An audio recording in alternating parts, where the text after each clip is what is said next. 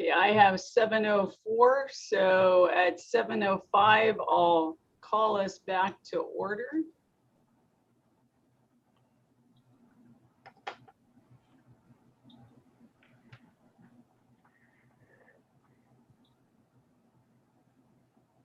And Mr. Boyer, if the gremlins get into my computer again, I'll let you take it over till I get back online.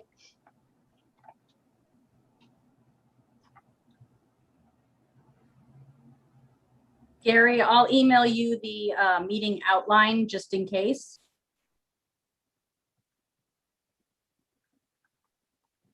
You need to plug your computer into that new Rose out in the front yard.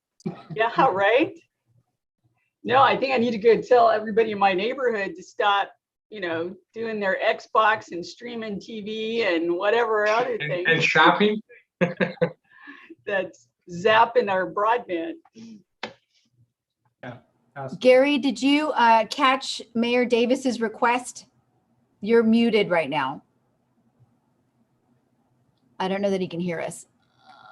We'll repeat it when he gets. Okay. Okay, were you talking to me? I was having audio trouble. Yes, yes. So Mayor Davis, Shall I send it to everybody? So Mayor Davis requested that if she has issues again with her internet connection, if you would take over. Kathleen just emailed you the outline should that happen, so that until she gets logged back on, you can take over the meeting. If she goes away, we just go home, don't we? Ice cream. Ice cream. Okay, thank you. I like that idea. Okay, Going home and ice cream. all right, well, I will call this meeting back to order. For the public that is now joining us, we took a brief recess after the first part of our meeting, which began at 6 p.m. and prior to that at 4 p.m. we had interviews for commission and board applicants. So welcome to those who are just joining us right now with our invocation and pledge of allegiance.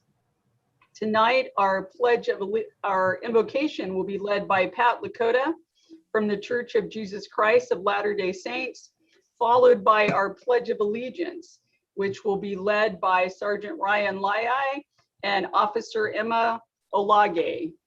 So with that, Pat. Thank you, Mayor. Let us pray.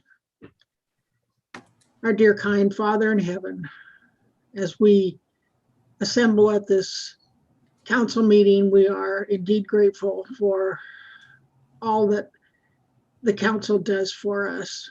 And we commend them on so many things that they do that are so righteous. Heavenly Father, please, we thank thee for all our many blessings. We're grateful for this great city that we live in and the comfort and the wonderful life that we have here. I ask, along with our audience, that we ask thy spirit to be with us, that the decisions that are made will surely come from thee. And we say this humbly in the name of Jesus Christ. Amen. Man. Thank you. Please join me in the Pledge of Allegiance. I pledge allegiance to the flag of the United States of America, and to the republic for which stands one nation, under God, indivisible, liberty and justice for all.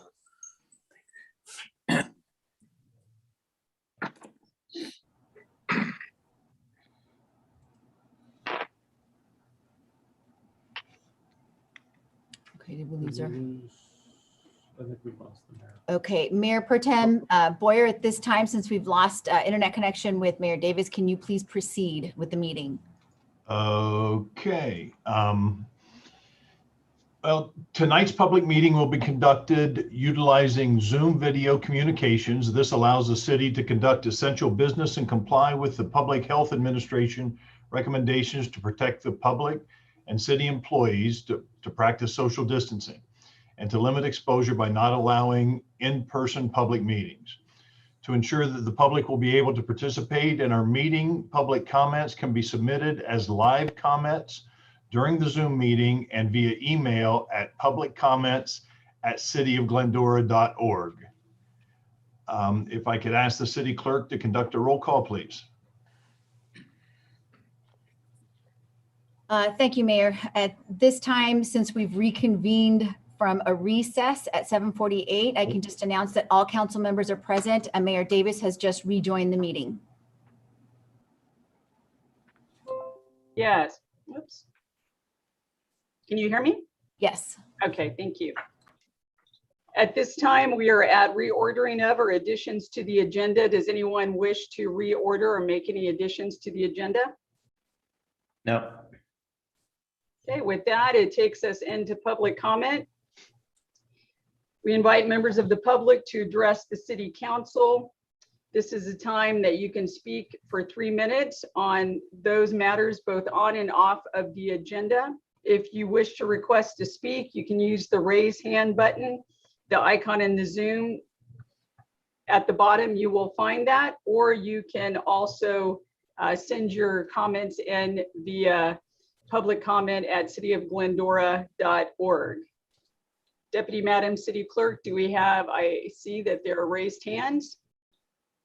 Yes, thank you. I do want to announce that we did receive one public comment email via the public comment email at the city clerk's office that was made available to the public and made part of the record and distributed to council. We have received 2 requests from Zoom participants to provide public comment. First of which we'll call on as Mr. John Harold. John, are you there? I am here. Can you hear me? Yes, you've got 3 minutes. Go ahead, please. Thank you. Again, my name is John Harold and I live in Glendora. I have spent the last 35 I served under 5 different DAs, and I'm very concerned about what's happening in Los Angeles County. I am tonight asking specifically the 5 members of this council to step up to the plate and put on the agenda for the next council meeting a motion of no confidence in for the current DA just gone. Now, no one should do this more than Glendora. I've already heard that Covina and other cities have done so. Next month is the 26th year anniversary of the murder of Louis Pompey. As a young deputy district attorney assigned to Pomona Juvenile, I was tasked with walking the paperwork over to Superior Court, which resulted in the murderer being tried as an adult, not as a juvenile. Currently, under this district attorney, I could not have done so. He has come out with special directives, too many for me to mention right now, but one of them is 20-09. He calls it youthful justice. What this requires is that no deputy district attorney in Los Angeles County can file fitness papers on a minor, no matter how heinous the crime is. What that means is if it was done today, if one of our brave officers was murdered, we could not prosecute that 17-and-a-half-year-old gang member. This guy was a Lomas gang member. We could not prosecute him as an adult, which means on the current state in California, he would have been out of jail by now because you can't hold minors after 25 years of age. And currently, we don't have a place to send minors because the state got rid of every place. So what would happen is the murderer of a police officer would be sent home with an ankle bracelet. This is unacceptable. But not just this, he also got rid of cash bail. We cannot, no DA is allowed to stand up in court and ask for cash bail on anyone. As a matter of fact, the poor young DAs are being forced to support the defense attorneys when they do that. It's absolutely incredible. They also are forbidden to file what's called special allegations or enhancements. That means it doesn't make any difference now if the person who robs you uses a gun or doesn't use a gun. This is ridiculous. It is important for us to stand up for the citizens of Glendora and the county of Los Angeles. And I am begging the council to put on the council meeting for the next meeting, a motion to declare no confidence in Gaston. I assure you. Mr. Harold, your 33 minutes are up. Thank you very much. Thank you, Mayor. The next request to give public comment is from Jackie's iPhone, the person that's listed by that. Are you there? You're free to state your name if you wish, and you have 3 minutes. Go ahead, please. Thank you very much. My name is Jackie Aaron. I am a resident of 137 Lowell Avenue. I've been a longtime Glendora resident. I was actually born and raised here. I went to St. Dorothy's. I went to St. Lucy's. My adult life, I lived in West Los Angeles, and I said to my husband, when we start a family, we need to move back to Glendora because it's the safest community that I could choose for our family to live in. And unfortunately, the past several years, it's just starting to look more like downtown Los Angeles, where I've lived. And to echo the former commenter, John Harold, I'm incredibly concerned about public safety in Glendora. I no longer feel comfortable walking my twins near Finkbeiner. I've had some very concerning observations, which I've raised before through email to the city council. And a lot of this has to do with public safety and George Gascon's dangerous public safety problems that he has now created with his leadership. And I just urge the city council to vote in no confidence. I'm part of victim rights groups that are concerned. Many victims live in California. It's Glendora here that are concerned. And for the first time in my life, I'm talking about moving out of state because I just have seen the public safety in Glendora get worse and worse. And I understand Glendora PD is doing the best they can, but I would like to see this council do a vote of no confidence to really show us as citizens that it's worth us to stay in this town and that they have our public safety at the forefront. And I just urge you all to think about the young children that are here and young mothers that are like myself that are concerned, and that we need to do something as citizens if we need to see change. And I think a vote of no confidence, like the city of Covina, the city of Whittier, Pico Rivera, we need to be right there lockstep with them, standing against this dangerous DA, George Gascon. Thank you. Thank you. Madam Deputy City Clerk, do we have anyone else wishing to speak? Thank you, Mayor. At this time, no other requests to give public comment have been received. Thank you. Then I will close the public comment time and come back to City Council for their comments. Councilmember Friedendahl. Thank you, Madam Mayor. I have several items this evening. First of all, I'd like to report that I was, enjoyed, honored to take a tour with a couple of our Glendora police officers for a day with a shift ride. It was quite eye-opening and enlightening, and I was extremely pleased to see the community-based mentality of how our officers professionally conducted their business. It was very nice. I also got a tour of our water world. If we think that we're lucky to just turn on the faucet and have good water come out every time we do that, we are darn lucky, and it's no easy task. And the water world that makes that happen for us is a group of amazing employees and team members. So thank you, team, for that. Community Services put out last week our community service activity guide for spring and summer. Exciting things in there. It's thrilling to see all the new activities coming back. And one neat item that the community has been looking at is the Yellow Ribbon program, talking about the military banners that have been in decline for a while on our community streets. I want to tell the community those are coming back.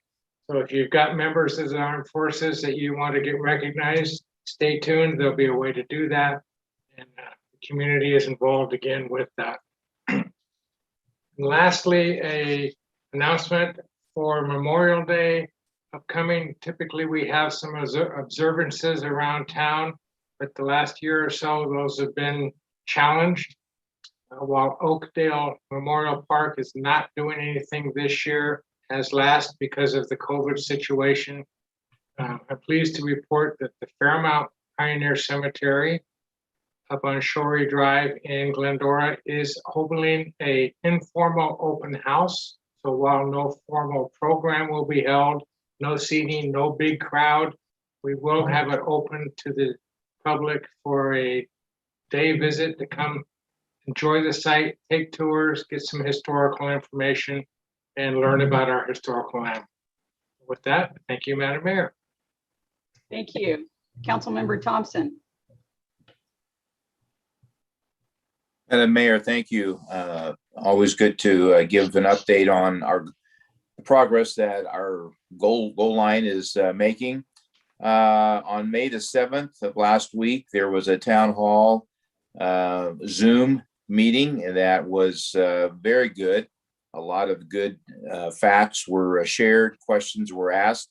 I would encourage those that may have missed it or would want to see it to go on our city website and download that. I think it was about a half hour long, so it's not going to take a long time, but would encourage you to go on to that, as there's a lot of good stuff being shared. We're about a quarter of, done with everything. So that's a good, good pace, and we're on pace. We're actually, ahead of pace. And so that is excellent. The freight line is slated to start back up again on June 1st. So be aware of that. Lastly, I want to make sure that everybody knows that on May the 19th, Wednesday night, May the 19th from 6 to 7, there's going to be a citywide Zoom experience that relates strictly to what our goal line's doing. Some presentations are going to be made. Questions can be asked or sent in, and I would encourage everybody to go and sign up at foothillgoldline.org.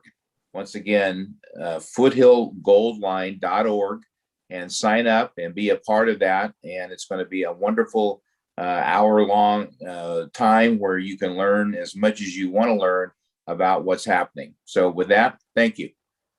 Thank you. Did you want to give any updates about the streets that will be opening and closing this week? I don't have those at my ready. I don't know if Adam has those. I know that sure. Happy to hop in. Yeah. As you mentioned in your update, Lorraine will be closing once we get completion of Elwood. There may have been 1 day delay till tomorrow. It was scheduled to open this afternoon, and if it's not open as of this afternoon, it should be open tomorrow. So Elwood will be opening very, very early, and Lorraine will be closed for about 3 months, as will the access to the city yard right there. So I urge you, as the councilman said, to watch the update and ask staff if you have any questions, and we'd be happy to get back to you. Great. Thank you. Thank you, Mendel, and thank you, Gary, for all the work that the two of you have done and talking with the community the other day as well. Councilmember Alwas. Thank you, Madam Mayor. I'd like to report out of two of my committees, the Sanitation District and the COG. The Sanitation District has been under a lawsuit from all 5 Los Angeles County supervisors since last year for approximately $500 million to build a wilderness park recreation area at the closed La Puente landfill site. The Sanitation District has put aside and agreed upon $38 million for the original project. There is a scheduled meeting between the two folks, the supervisors and management at the Sanitation District, for this month on the 28th, without the respective legal teams. If an agreement can be reached, this could mean the future. If they can't be reached, could mean a future rate increase from our rate payers to help pay for some of their PERS obligations, is what they're up against. The COG board is participating in a survey of likes and dislikes of the County of Los Angeles. The City Managers Committee just recently completed their assessment with the following topics: interested in exploring streamlined communications with the Board of Supervisors and Executive Office, a concern regarding public health impacts on business, cost and service quality of the county animal control, and cost of various services in general. So I would imagine that the delegates from all the different cities are going to have some similar issues and possibly some other ones as well. And hopefully we can get some of the results from that ready for the next council meeting. Thank you, Madam Mayor. Thank you. Mayor Pro Tem Boyer. Well, I'd like to start with a report. It was announced today that Governor Newsom has now declared 41 counties in a state of drought emergency in the state of California. Pretty much most of the counties in Southern California were not named in his latest declaration, but that's mostly because a lot of our water in Southern California comes from different areas as opposed to the participation that is happening up in the mountains in Northern California. But we need to be aware that it will be coming unless something happens and we get some rain soon. So the water companies in Southern California have banked a lot of water the last couple of years, but we do need to be prepared for that. And then I would just like to make a comment based on a couple of the public comments. You know, it's important to know that all of us on the council, and I think it's been made clear that we are very supportive of law enforcement and very concerned for the safety of the residents of Glendora. Our kids, our families, our grandkids live here as well. And everybody has the ability to lobby in a different way to do what they think is best for their community. And so, and as far as my role, I will continue to lobby in the way that I think is best in order to help keep the residents of Glendora safe. Thank you. Thank you, Mr. Mayor Pro Tem. Well said. All right, Mr. City Manager or Mr. City Attorney, anything that you would like to comment on? Nothing for me. Thank you, Madam Mayor. Okay, thank you. Then, Mr. Raymond, we will turn it over to you for the COVID-19 reopening the economy update. Good evening, everyone. Thank you, Mayor. We'll get through this update here pretty quickly this evening as we transition to update everyone on the yellow tier. Albeit, if we could do one more slide. So as everyone knows, we've been doing this pretty regularly at council meetings. This marks the 21st update or 22nd update. The original 21 have been through late April of 2020. Every presentation builds upon the last one and talks about the changes to date. Next slide, please. State of California has a blueprint for a safer economy. It transitions by colors from purple to red to orange to yellow. In late 2020, we pulled the emergency brake and went to a regional approach based on ICU capacity. Next slide, please. And as infection rates improved, we moved back to the blueprint for a safer economy. As you'll note here, Los Angeles County has made steady progress, moving from purple to red in March, and then into orange in April, and more recently, last week into the yellow tier. There is no green tier for those watching. However, next slide, Elvia. The state has announced some changes that we'll go over here in a little bit on what happens in June 15th. So you move from tier to tier based on infection rate and cases per 100 per cases per 100,000, and then infection rates for at-risk population sets as well. We want to look at the far right hand of your screen and or at the bottom as we have approached 4 million doses and well exceeded that. So if you look at the yellow tier on your far right, that is the tier that we're in. Next slide, please. And for comparison, here is an update as of the data released mid-morning from the state of California. Los Angeles County remains the only county in Southern California to achieve the yellow tier. Orange County is now meeting the criteria and will have to do so for one more week in order to transition to the yellow tier. Pretty remarkable, 25% of the state's population in Los Angeles County, and that county continues to lead the way with less than a 1% positivity rate for its residents. Next slide, please. So how this looks on a map, there again, Los Angeles County is the sole yellow county. You'd have to go all the way up to the Central Valley before you hit another color outside of orange. Next slide, please. So as I mentioned previously last month, Newsom announced a transition out of the tier system effective June 15th. This is predicated on equitable vaccine availability, currently at 16 years or older. With Pfizer being approved from 12 to 15, we expect that number to change from the state. And additionally, the state requires that we maintain a consistently low burden that is currently in play now. Next slide, please. Apologies for those of you at home if you can't see the last line. Essentially, the current blueprint and activities for all business sectors will have a return to normal with some caveats according to the state. Businesses will still be required to comply with various health department and Cal OSHA, other statewide agency requirements and guidelines. There will be limited public restrictions that we know of, including masking, testing. It says testing twice there, apologies. And additionally, there will be for certain events, vaccine verification and validation requirements. And what it says at the bottom is currently the conventions will not be allowed unless everyone's fully vaccinated above 5,000 people until October 1st. Next slide, please. Again, the state of California says after June 15th, schools should return to normal full-time instruction. Workplaces should still continue to promote and activities that reduce risk, including to work from home where possible. And Californians and travelers will still be subject to any current California Department of Public Health and CDC travel restrictions. Next slide, please. Next slide. Oh. As we transition to the County of Los Angeles, the County of Los Angeles builds upon the health order issued by the state of California.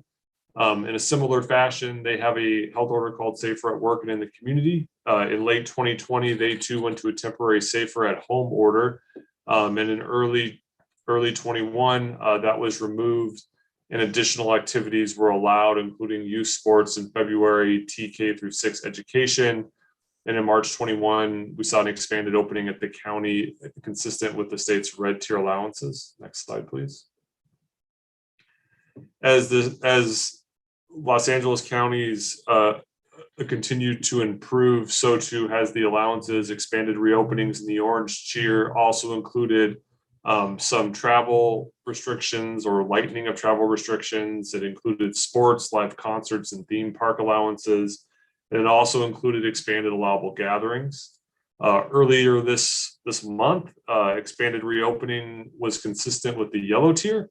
The most recent health order to date on the LA County Department of Public Health's website was issued on May 5th. Next slide, please. So what does the yellow tier mean? So from the allowances that you experienced in the orange tier, bars can now have indoor capacity of 25% up to 100 people. Tables should be 6 feet apart. And then there's also additional capacities in tables and how many individuals can gather outside of the household outside, and allows for TVs to be viewed.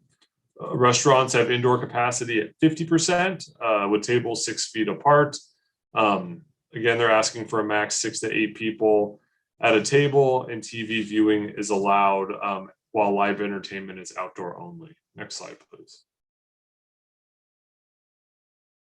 Breweries and wineries are now allowed to have indoor capacity of 50% up to 200 people, and they have similar restrictions on seating both indoors and outdoors, including state spacing and the amount of people that are allowed to gather. In movie theaters, each screening room now will be allowed a 50% max capacity outside of just total capacity of the theater itself, but individual movie screens. Next slide, please. Gyms and fitness centers have moved to an indoor capacity of 50%. They asked for spacing, and museums, zoos, and aquariums now indoor, a capacity at 75%. Next slide, please. There's a lot of information on this chart. Last time we tried to provide you on gatherings. The information highlighted here in yellow are the changes from the last time we met. This comes from Los Angeles County and their appendices, and specifically talks about events indoors and outdoors, or a mix of indoors and outdoors, for those gatherings that have fully vaccinated adults or individuals, and those who are not fully vaccinated. However, there is a validation for individuals who have also tested negative. So in summary, indoors are not permitted unless all individuals can show documentation of vaccination. Where that can be done, indoor events can have 200 individuals max. Outdoors, if there's a protocol for individuals who are vaccinated and or have tested negative within 72 hours, outdoor events will be capped at 200. If individuals are fully vaccinated, that amount jumps to 400. Mix of indoors and outdoors essentially is a 400 max as outdoors. There is a new provision here, a section here in the middle of your screen called staff and performers, and it talks about the type of masking and other requirements, and if they count against the total capacity, depending on their vaccination status or not. Food service, outdoor gatherings, and indoor events. This is all new, talking about masking requirements. And then there are some additional allowances on the far right of your screen that talk about small private events when attendees are fully vaccinated, and what that looks like in terms of gathering and mixing and moving around and being unmasked is the big difference there. So all this information is available on the county's website. We've passed it out and it's on our website as well. If you have any questions on the events, this is the matrix staff must follow when working with community groups to book events at our city facilities. Next slide, please.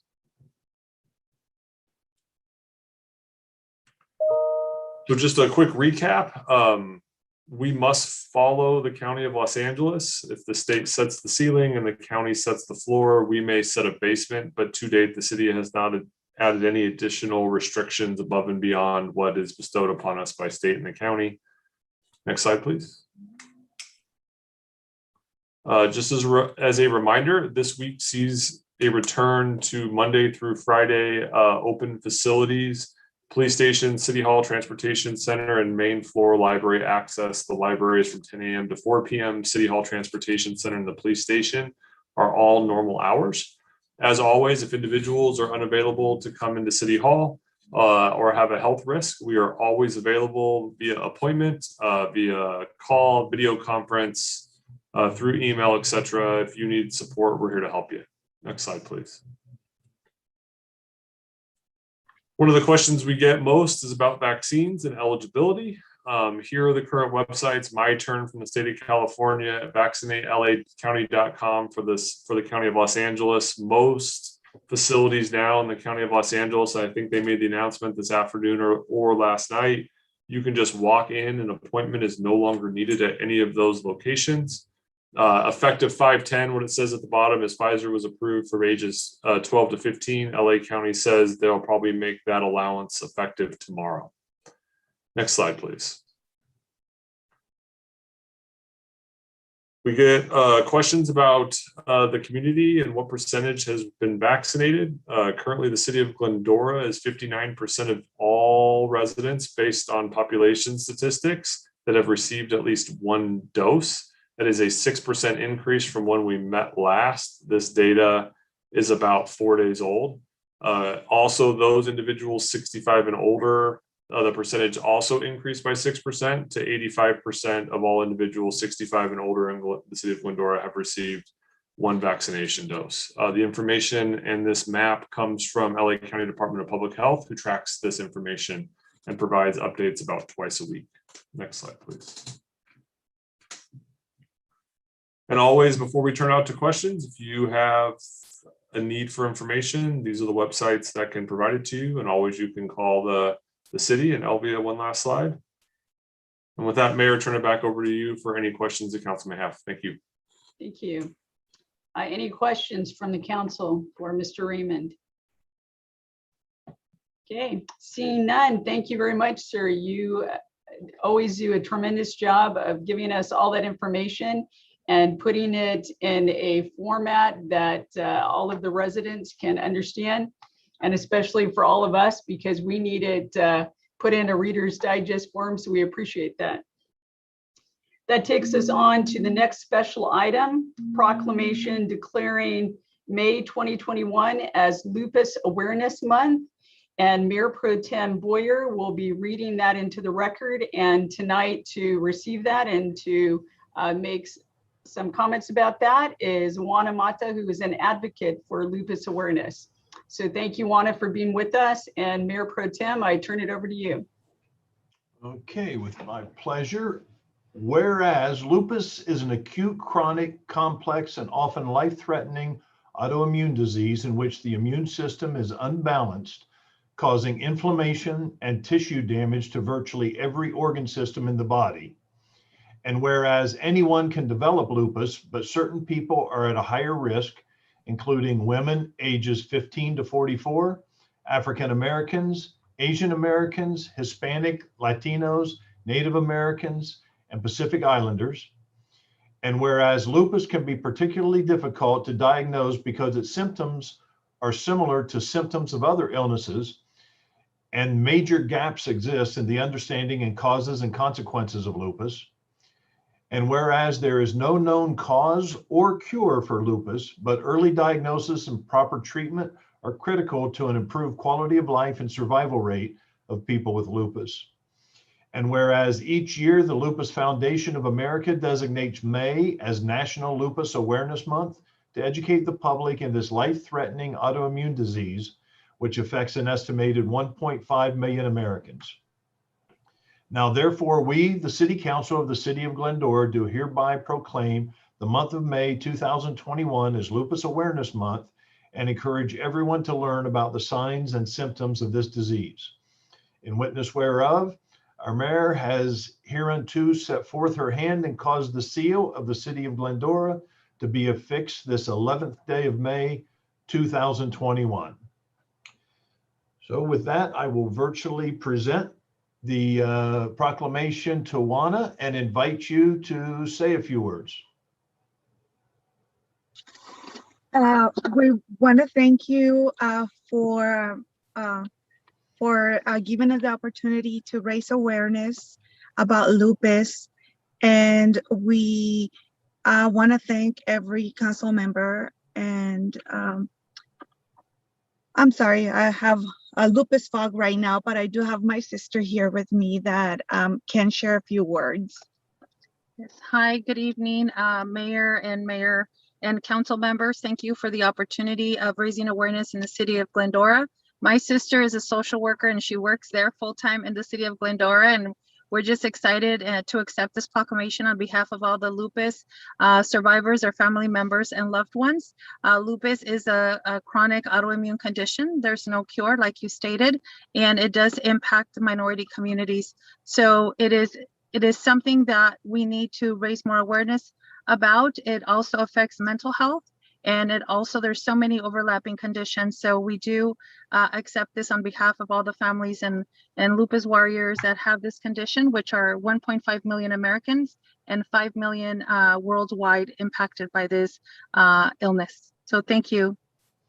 Okay, thank you very much for being here tonight. And here's hoping that we see some progress in understanding the cause and finding a cure for this disease. But thank you. Thank you. Thank you. Thank you very much for being here tonight, and thank you, Mayor Pro Tem. Our next special item is a proclamation declaring May 16th through the 22nd, 2021 as National Public Works Week. Councilmember Alawas will read it into the record, and tonight to virtually receive that is Steve Flores, Equipment Maintenance Supervisor, and Dale Wirt, Water Supervisor. So Councilmember Alawas. Thank you, Madam Mayor. Whereas 2021 marks the 66th Annual National Public Works Week sponsored by the American Public Works Association and is celebration recognizing the tens of thousands of men and women who provide and maintain the infrastructure, facilities, and services collectively known as public works. And whereas the services provided by Glendora's Public Works Department and an integral part of our residents' everyday lives and are realized by the dedicated efforts made by public works professionals, engineers, and administrators representing our city. And whereas public works is the combination of physical assets, management practices, policies, and necessary personnel to provide and sustain public structures, city streets, and services essential to the health, safety, and quality of life for citizens. And, oh my God. Whereas Public Works is combined of all my data was vanished. I'm sorry. It just disappeared off my screen. Let me see if I can bring it back up. Give me one moment.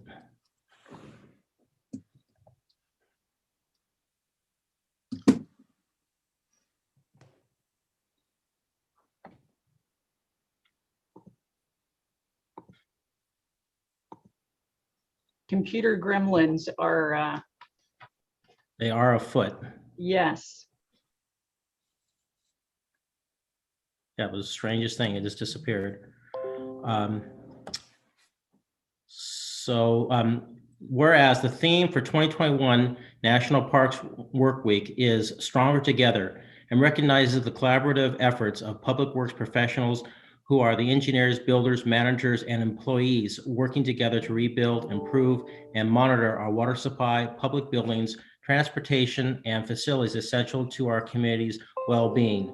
Now, therefore, we, the City Council of the City of Glendora, do hereby proclaim May 16th through May 22nd, 2021 as National Public Works Week in the City of Glendora and want to say thank you to our public works employees for their substantial contributions towards creating the foundation for a stronger, more livable community. In witness hereof, the mayor hereunto has set her hand and caused the seal of the City of Glendora to be affixed this 13th day of May 2021. Steve, would you like to say a few words?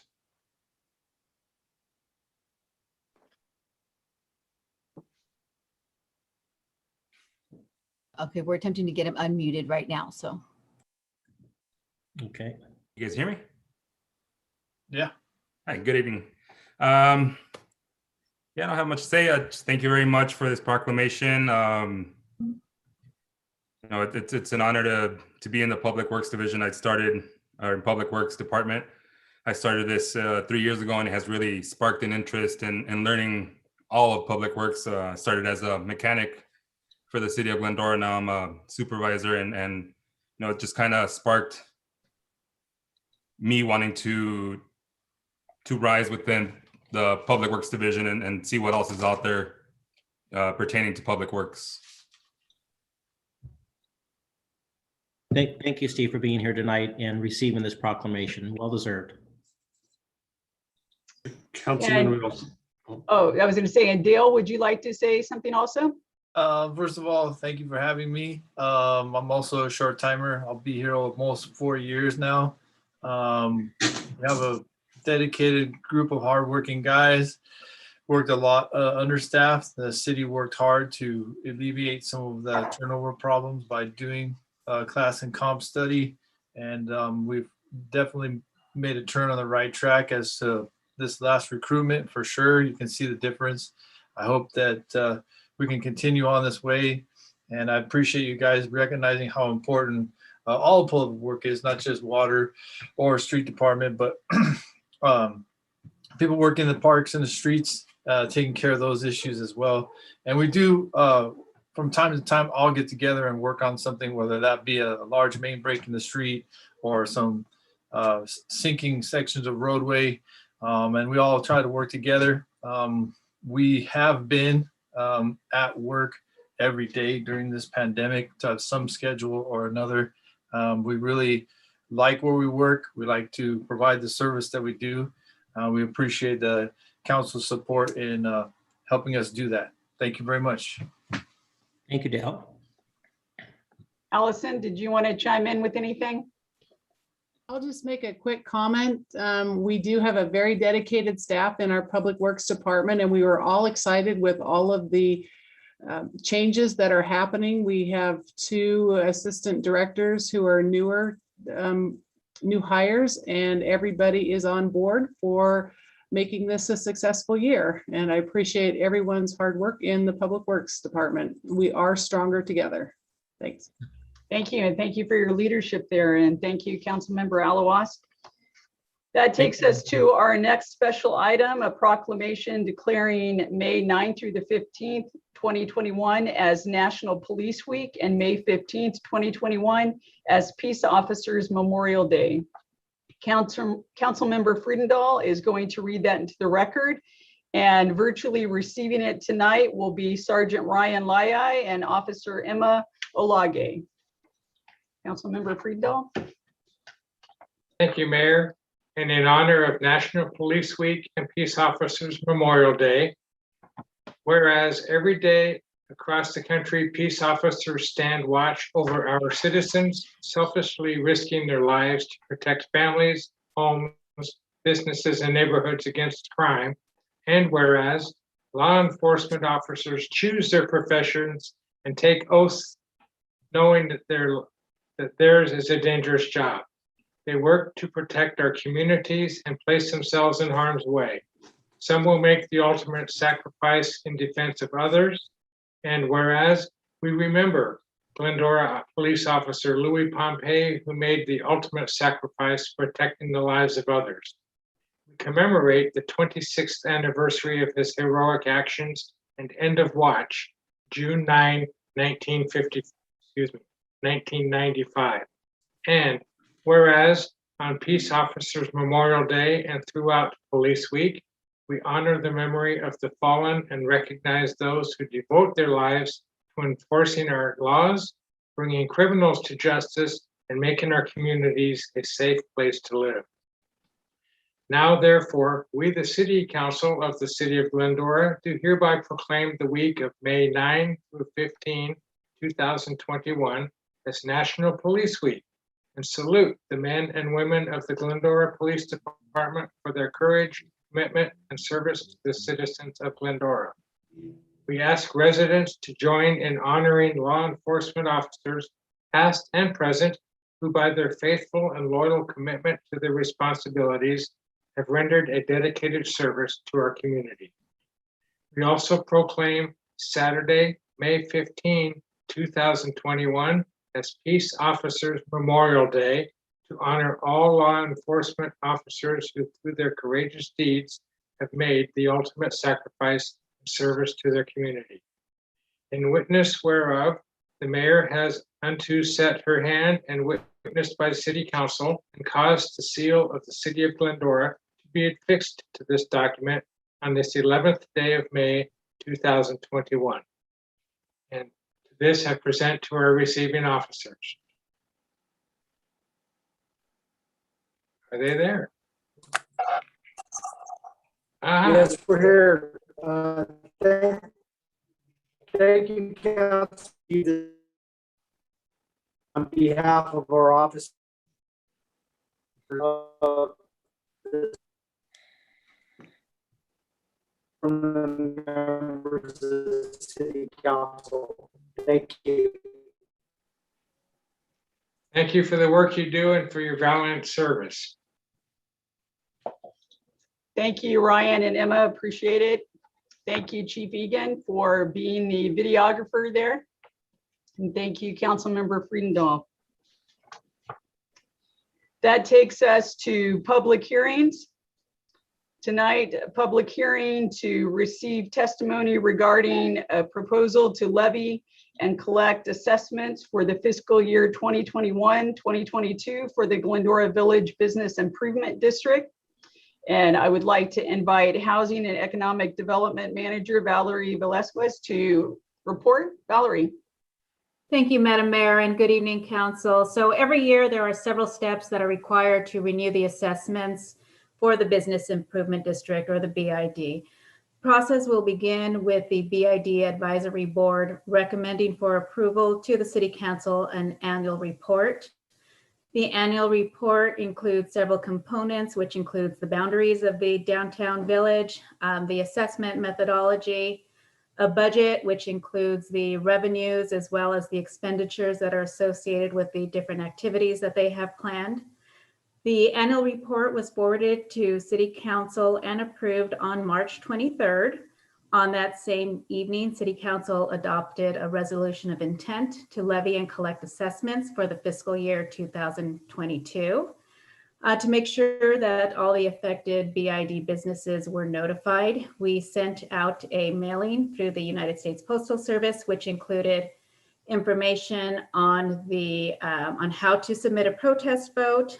It included a copy of the resolution of intent, as well as notice of tonight's meeting and the public hearing that is scheduled for May 25th. The information was also published in the newspaper. So tonight is the public meeting. There is no action required by City Council other than to open the public meeting and accept any testimony from any affected businesses or any members of the public. And then on May 25th, City Council will have the public hearing, at which time there will be another opportunity to receive testimony. And on that evening, should there be any protest votes received, those will be tabulated. And in the absence of 50% of weighted protest votes, City Council will have the opportunity to approve a resolution approving the levy and collection of assessments for the BID for the fiscal year 2021-2022. And with that, I will conclude my report and return it to council should there be any questions or to open the public meeting. Thank you. Thank you. I declare that the public hearing is open. And with that in mind, at this time, I would invite anyone from the public wishing to make a comment to do so. Madam Deputy City Clerk, do we have anyone wishing to make a comment? Thank you, Madam Mayor. I wanted just to quickly announce that if there is anybody in attendance for this Zoom meeting and you would like to make a comment, just use the raised hand icon so that we can identify you. I would like to report that we have received no email for public comment for this item, and as of yet, no request to speak on this item via the Zoom participants. Okay, thank you. We'll give a raise hand icon before I close the public hearing. Yep, none received. Okay, thank you. With that, I will close the public hearing and bring it back to the council for any comments. Councilmember Alawas. Thank you, Madam Mayor. Has there been any discussion like we did before about either waiving or postponing any of these fees until our businesses have become a little more healthy because of COVID-19, the issues they've had to deal with, endure? That has not been questioned this year. I know last year we did receive a couple comments that led us to move in that direction. This year, we have not been approached and it has not been discussed. Thank you, Valerie. Mm-hmm. Okay. Councilmember Friedendahl. Oh, you're muted, Councilmember. My apologies. Sure. Thank you, Valerie, for the report.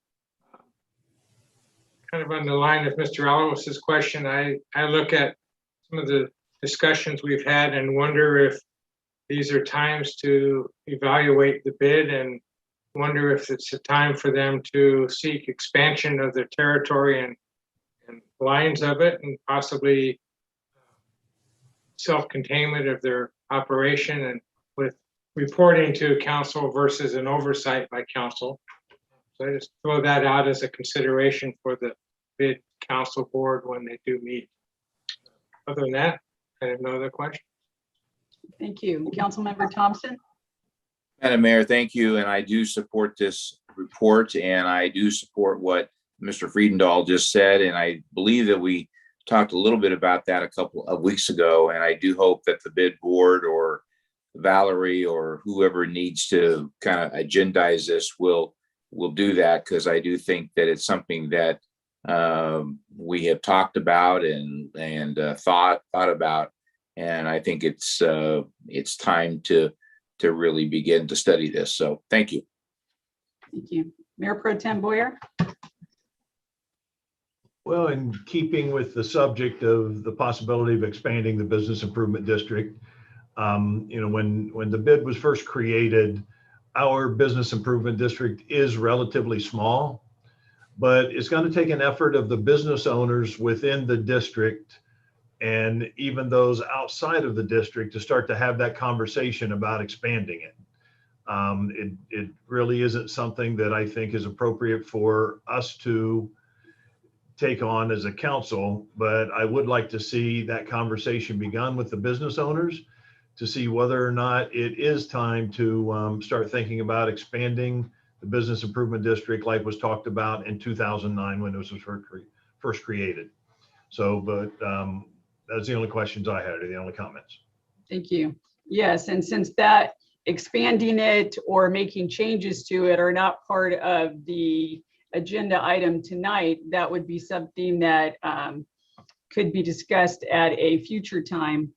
But tonight I would ask if there is a motion on this item. I move. Second.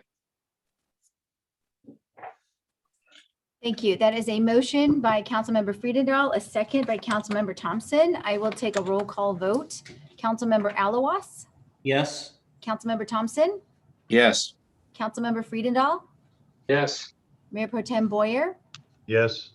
and Mayor Davis. Yes. And that passes 5-0. Thank you, Mayor. Thank you. That takes us to the consent calendar, items 8 through 16. The consent calendar could be approved as one motion unless there are any council members that wish to pull items for comment or a separate vote. I understand that Mayor Pro Tem Boyer wanted to make comment separate vote or just a comment prior to. Well, actually, Mendel and I were having a discussion and he wanted to make some comments. So I'll turn it over to Mendel. Okay, thank you. Well, I think we both want to say the same thing, and that is on items 10 through 15. We just want everybody to know that on each of those jobs, that the budget was under what we expected to spend. And the total for those 6 events came to $1,057,483 that was saved from the original bid. So I believe that collectively, we all want to say thank you to the city staff for their prudence and stewardship in terms of making sure that not only was the job done correctly and on time, but under what we thought that we would spend. So just a shout out to everybody that was a part of these 6 things. Thank you. Thank you. And I see Mayor Pro Tem, why you punted that to him, to the numbers guy and to the gold line guy under budget ahead of schedule. I see. Exactly. Very nice. Yes. Okay. If there are no further comments, then I'll entertain a motion to approve the consent calendar. I'll move items 8 through 16 on the consent calendar. Second. Thank you. That was a motion by Councilmember Alawas, a second by Councilmember Thompson. I'll take a roll call vote. Councilmember Alawas, Yes. Councilmember Thompson, Yes. Councilmember Friedendahl, Yes. Mayor Pro Tem Boyer, Yes. and Mayor Davis. Yes. That passes 5-0. Thank you, Mayor. Thank you. That takes us to member agenda items. Item 17, early morning parking enforcement in city alleys, which was requested by Mayor Pro Tem Boyer. I'd like to invite Chief Egan to report. Chief. Hello, Mayor and members of council and public online. Tonight, I have item number 17 titled, as stated, early morning parking in the city alleys. This was an assessment and a request by Mayor Pro Tem Boyer to examine and provide some background information, some contextual information, and some historical information about our early morning parking enforcement and how that relates to the alleys. Next slide, please. So as we get started, as stated, the city does regulate and restrict parking overnight on all public streets and roadways. That restriction, as we commonly know it as the early morning parking restriction or early morning parking, is enforced Monday through Friday, 2 a.m. to 4 a.m. Weekends are exempt, holiday periods are exempt. During times of the pandemic in the last year, we've made some exemptions. It's also exemptions during particular periods as noted in the code. And again, as stated previously on March 9th, Councilmember Boyer requested a report to discuss these restrictions and how they apply to the city alleys. Next slide, please. So continuing in background, provide some historical context. 1957, Glendora enacted a code to prohibit early morning parking, making it unlawful for cars and vehicles, trucks, you name it, to be parked on the city streets between 2 and 4 a.m., Monday through Friday. There are some exemptions. Exemptions obviously are emergency vehicles or government entity vehicles, and of course, public utility vehicles, Edison, water department, etc. Also exempt are delivery vehicles, which are actively engaged in delivering or picking up products. And then of course, any vehicles which have been issued a valid early morning parking permit, which is according to the code. And then for clarification, under Glendora Municipal Code 130810 and also noted in the California Vehicle Code, a public highway, the prohibition of early morning parking includes all or any part of the entire width of a public street, and here we get the word alley, and or any other way, sidewalk or parkway or any other public property immediately adjacent to the public highway, whether or not that area is actually used for highway purposes. So by definition, an alley is considered a public roadway. Next slide, please.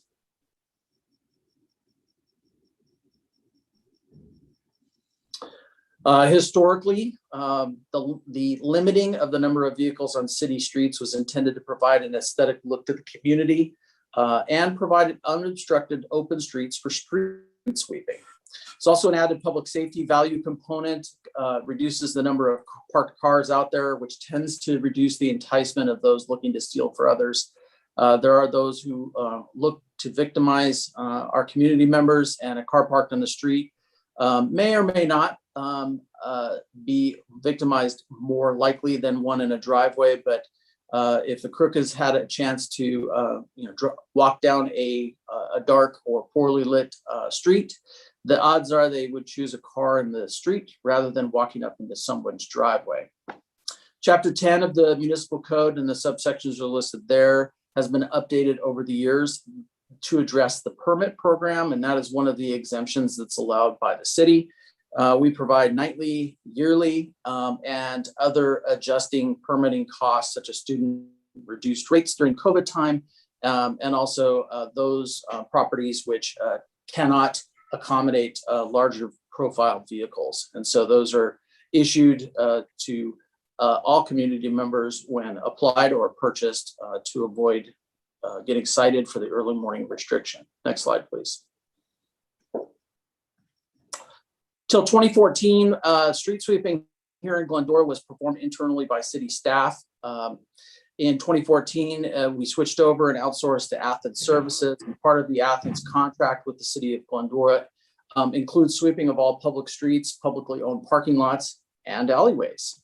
So street sweeping is required by best management practices under the city's municipal separate storm sewer system, the MS4 permit, which provides or improves our stormwater runoff.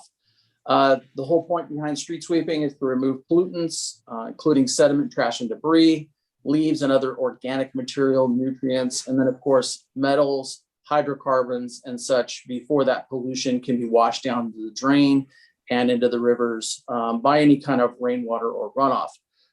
Next slide, please. What we found is that alleys, as being included as a part of a public highway, has created some enforcement challenges, making it difficult to quickly determine if a car is parked in an alley either on public property or private property. The delineation between public and private property and the changing setback standards over the years and development has caused some misalignment in where people park. And oftentimes we find that cars are half on public property and half on private property, making it difficult to determine where a true violation might be. But many years ago, a policy decision was made not to proactively enforce early morning parking restrictions in alleys. Alleys only make up 6.2 miles of the 163.4 miles of city total road network, which is roughly 3.8%. And us not enforcing or taking a proactive enforcement stance on early morning parking in the alleys generally generates few issues. We do receive complaints or inquiries from residents about alley parking issues.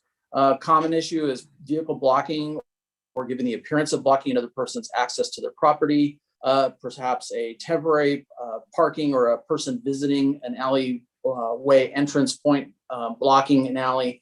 And those calls are mitigated with some door knocks and moving of vehicles.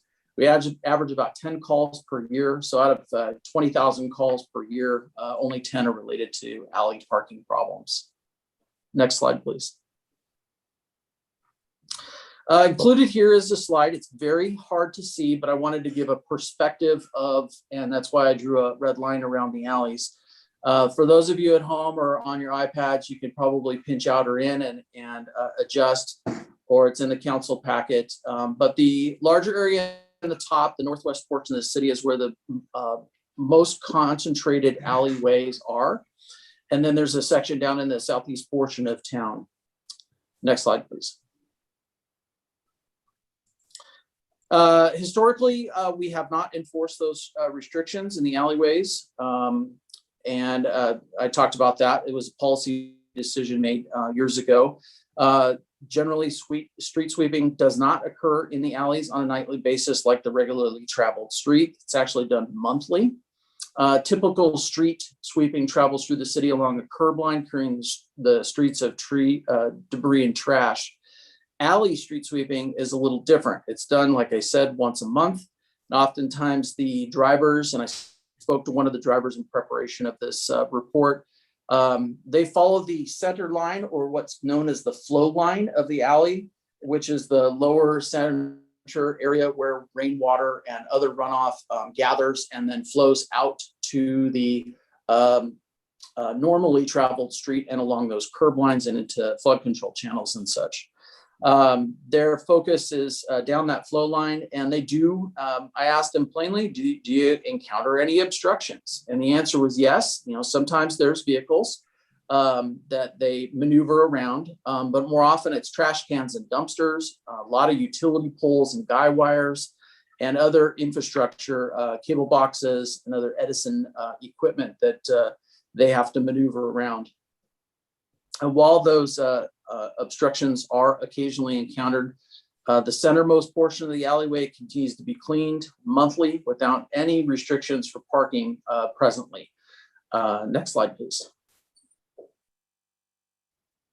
Police and public works staff have found that parking in the alleyways is challenging to manage, like I've said, because of the public versus private property perspective. I will have some photos here in a moment to describe the issue at hand. Areas that may appear on face value as public could actually be private property, or vice versa. Could actually be a portion of a driveway or a garage apron. It depends on when that house was built, what setback conditions, and how close they built directly to the public property. There's also many portions in alleys which are unimproved, making it a continued problem to distinguish property lines. And of course, city public works staff is not available between the hours of 2 a.m. to 4 a.m. to come out and point to a property line if our parking enforcement division has a question. Therefore, in an effort to not issue any erroneous citations, the proactive searching for early morning parking in the alleys is not conducted. Next slide, please. So here's an alley example, number one. This is a good example. There's 4 cars that are actually half or 1/3, depending on which car it is, on private property or on public property. The vehicle on the left, the white car, the passenger side and 1/3 of that vehicle is actually on private property, and the rest or the remaining portion of that vehicle could be construed as being on public property. But that's again based on cement lines and distinguishing where the actual public property line and private property lines start and end, which our parking staff would not know. Case example, on the opposite side, the gray vehicle with the arrow pointed at it, that one is about 50-50 on private property and on public property.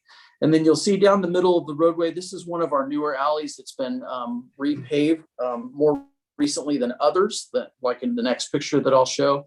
That centermost portion is where the focus is for street sweeping, and that street sweeper can service that street or that alleyway even with those cars in that area without any problems or obstructions. Next example, please. So this one is an example sent in by a community member. And this one is a older but still improved roadway. The asphalt is grayed and cracked. And you'll see the center line there. This is an example of a vehicle that is parked on 100% on public property, at least on first appearances. It would generally appear to be that way. And due to the trash cans and where this vehicle is parked, it's pushed over towards the center line. Now, this would be one that as a street sweeper passed by, it would be a challenge to make it by. But when this photo was taken and the traffic officer went out and confirmed the location of this truck, he was able to pass by in his police vehicle without any problems. So this would be an example of one where the street sweeper would go past, but it would be one of those ones that it'd be passable, but it wouldn't be the most optimum conditions for cleaning the center line. Next slide, please. Despite the policy decision not to enforce that municipal code regarding the restrictions in the alleys, we still enforce all other applicable codes, and that's California Vehicle Code or any municipal codes if encountered. That could be anything from fire hydrants to wrong way direction or a vehicle blocking the alleyway in its entirety. They're very uncommon, but we can enforce anything in there. We've just selectively and proactively not enforce the early morning parking restriction in the alleys. As previously mentioned, staff does not receive many alley-related complaints, but when we do, it's generally around potential access disputes between property owners. And we continue to work with them to address their issues when they arise, trying to find a mutually agreed upon area for people to park so that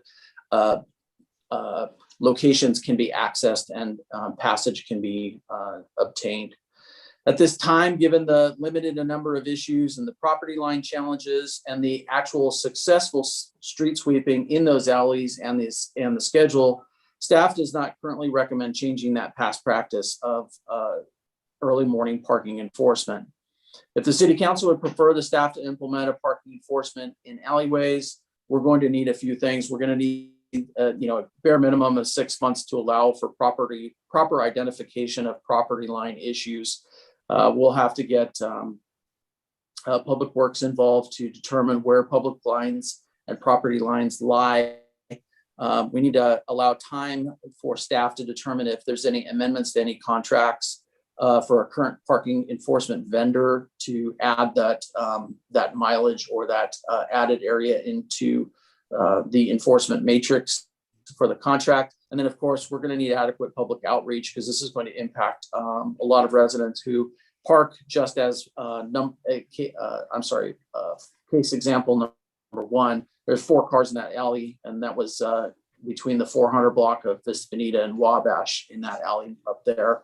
So there will be required some adequate time for public outreach if you recommend going in a different direction. Next slide, please. concludes my report. Again, recommendation is that you receive and file the report and provide any additional direction if necessary. And I'm happy to answer any questions I can. I will confess that if there are some zoning and setback questions, I'm not as well versed in those, but Allison is online. Hopefully she can help me back up if needed. Thank you, Chief. I appreciate it. Since Mayor Pro Tem Boyer had asked for this to be on the agenda, I'll go to him first. Okay. Matt, thank you for the, in-depth history of what we're dealing with. But, the unfortunate thing, we find ourselves in a position that we talk all the time about Glendora being a special place. There are laws in the books that we as neighbors and Glendorans, we work with each other to try to do what's best for our community. We try to accommodate our neighbors and try to be courteous, but sometimes we're not. And that puts us in a position as far as where do we go from here? I look at the fact that I think people will find me on a lot of Ring cameras over the last few months. As people that know me know, I walk a lot, especially around the central part of town. And I have been spending a lot of time walking through alleys just to try to get a feel for what we're up against. And a lot of people have put in new garages that have a setback that allow them to even park in their driveway without being in the alleys. Some people that still have the old carriage houses have built parking pads next to their carriage house where they have concrete pads so they can park not being on the alley. But there are still some homes where they're in a situation that they don't have anywhere else to park if they're not parking in their garage other than to be in the alley. So we're sort of in the same situation as we look at this and you see all of those parking pads. I'll almost guarantee you that very few of those pulled permits in order to build them or to move their walls. But in Glendora, we don't enforce things like that. We don't run around looking for things that people do wrong. We deal with things as they're brought to our attention. And so we find ourselves in a situation, and I've probably had, 5 or 6 complaints since I've been on the council about a similar situation like this. But we do find ourselves in a situation where there has to be a line somewhere there where people have to be held accountable. And so I'm just wondering, how we can get to there without having to create a whole new burden for our police department that have more important things to do and accommodate our residents and still not put a burden on those people that do their best to try to park, even though they might have a couple of wheels in the alley. They're off of the alley as much as they can. But the one picture that you showed where we have a vehicle that was all the way out in the middle of the alley. And so, that was a situation. If there was another car parked on the other side of the alley, you couldn't even walk down the middle of that. So what I'm looking for is an answer as to how we can adjust this or how we can address it. And, I know that in certain circumstances, especially with code enforcement, if a neighbor complains about something, we will go out and address it. And if somebody's done something they shouldn't have to, we may have to enforce the rules that are in place and make them make a change. Do we have the ability to do that, to take a look at each one of these on a case-by-case basis? Really just to take a look at it. Is somebody completely on the alley? Are they there for an extended period of time? Are they doing it for months on end? Is this a permanent parking situation for them that's inconveniencing their neighbors?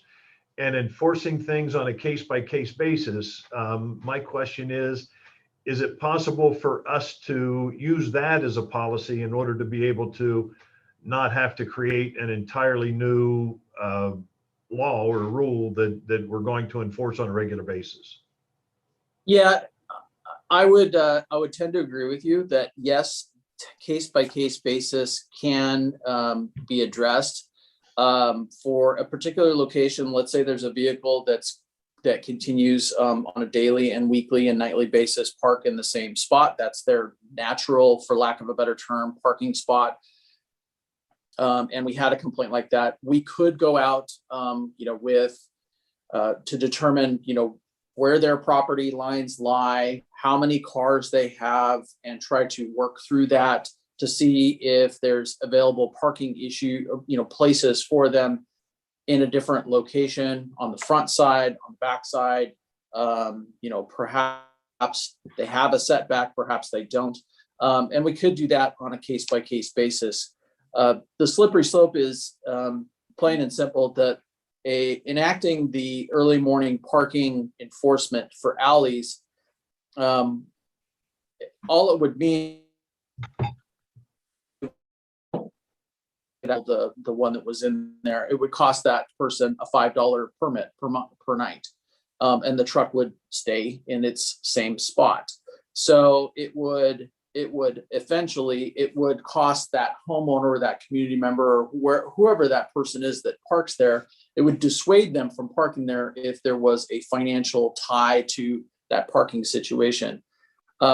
That's not always the best option. I would much rather go with an option like you say, where we go out and try to mediate and look for available options to determine if there's somewhere else for them to park. My worry is that, sometimes we may not have any other options. They may be forced to buy that yearly permit and park on the front, on the front side of the street if we cannot come to an agreement otherwise. So we could definitely explore that route, sir. A question I would have is, as far as if somebody has more vehicles than they have parking spaces, is that a reason for somebody to be able to obtain an annual parking pass? Yes and no. They can apply to get one.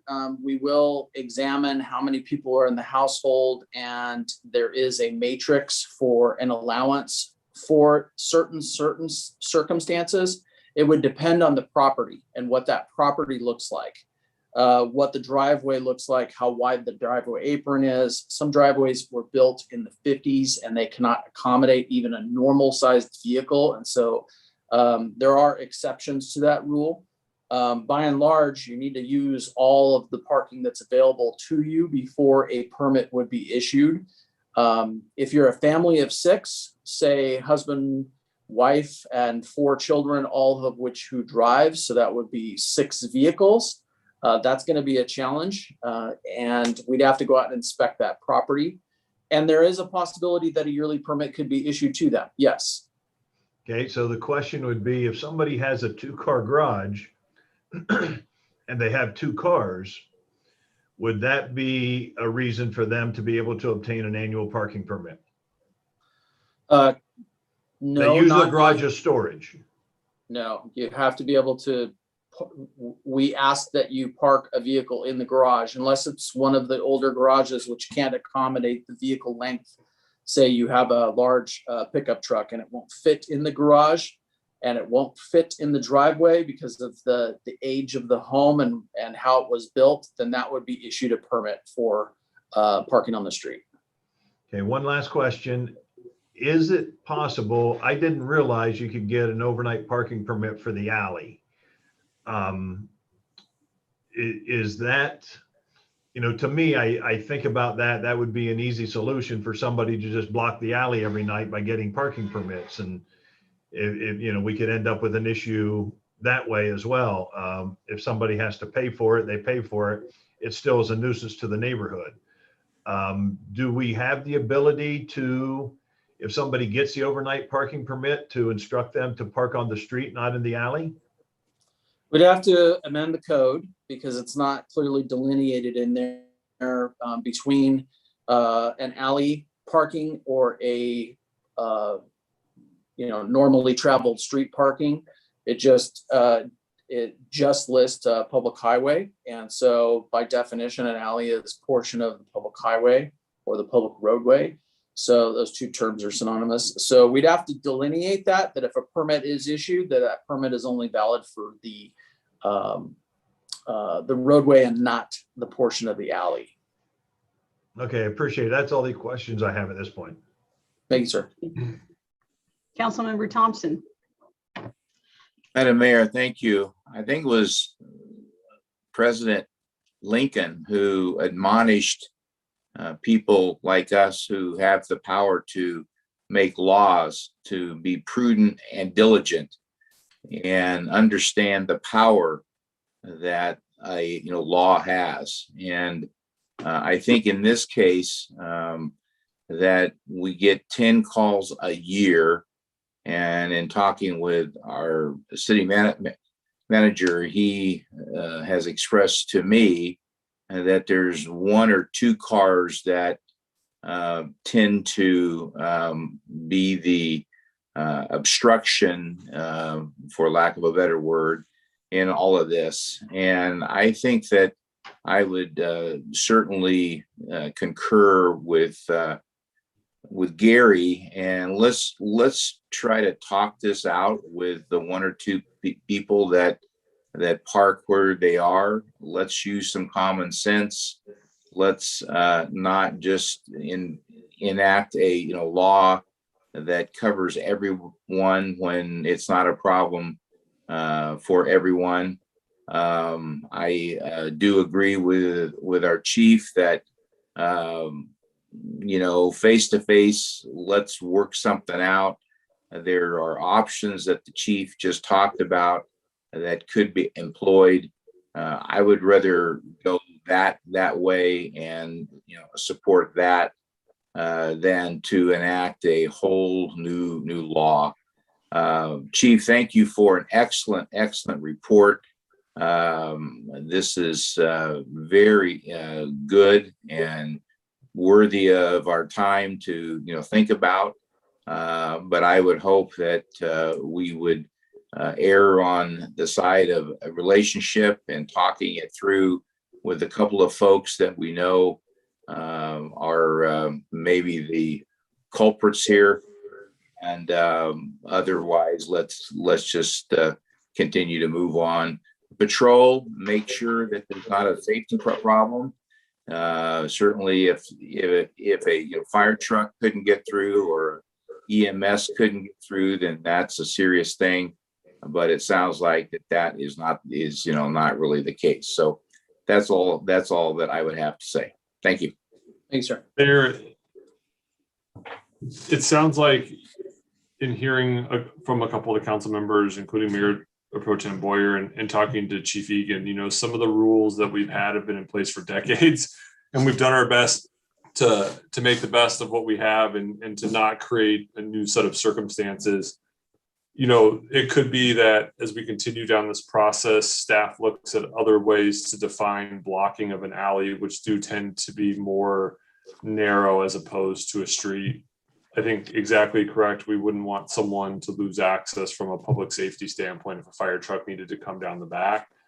That potentially we look at trying to define what potentially blocking an alley means, a significant portion of the vehicle or something that we can use at our disposal to help us mediate some of those concerns between neighbors. Maybe an option that we do add an amendment on what blocking an alley is that we can come back with and potentially discuss with both Public Works, the fire department, and Jeff's group in community development and with PD to try to provide an extra tool.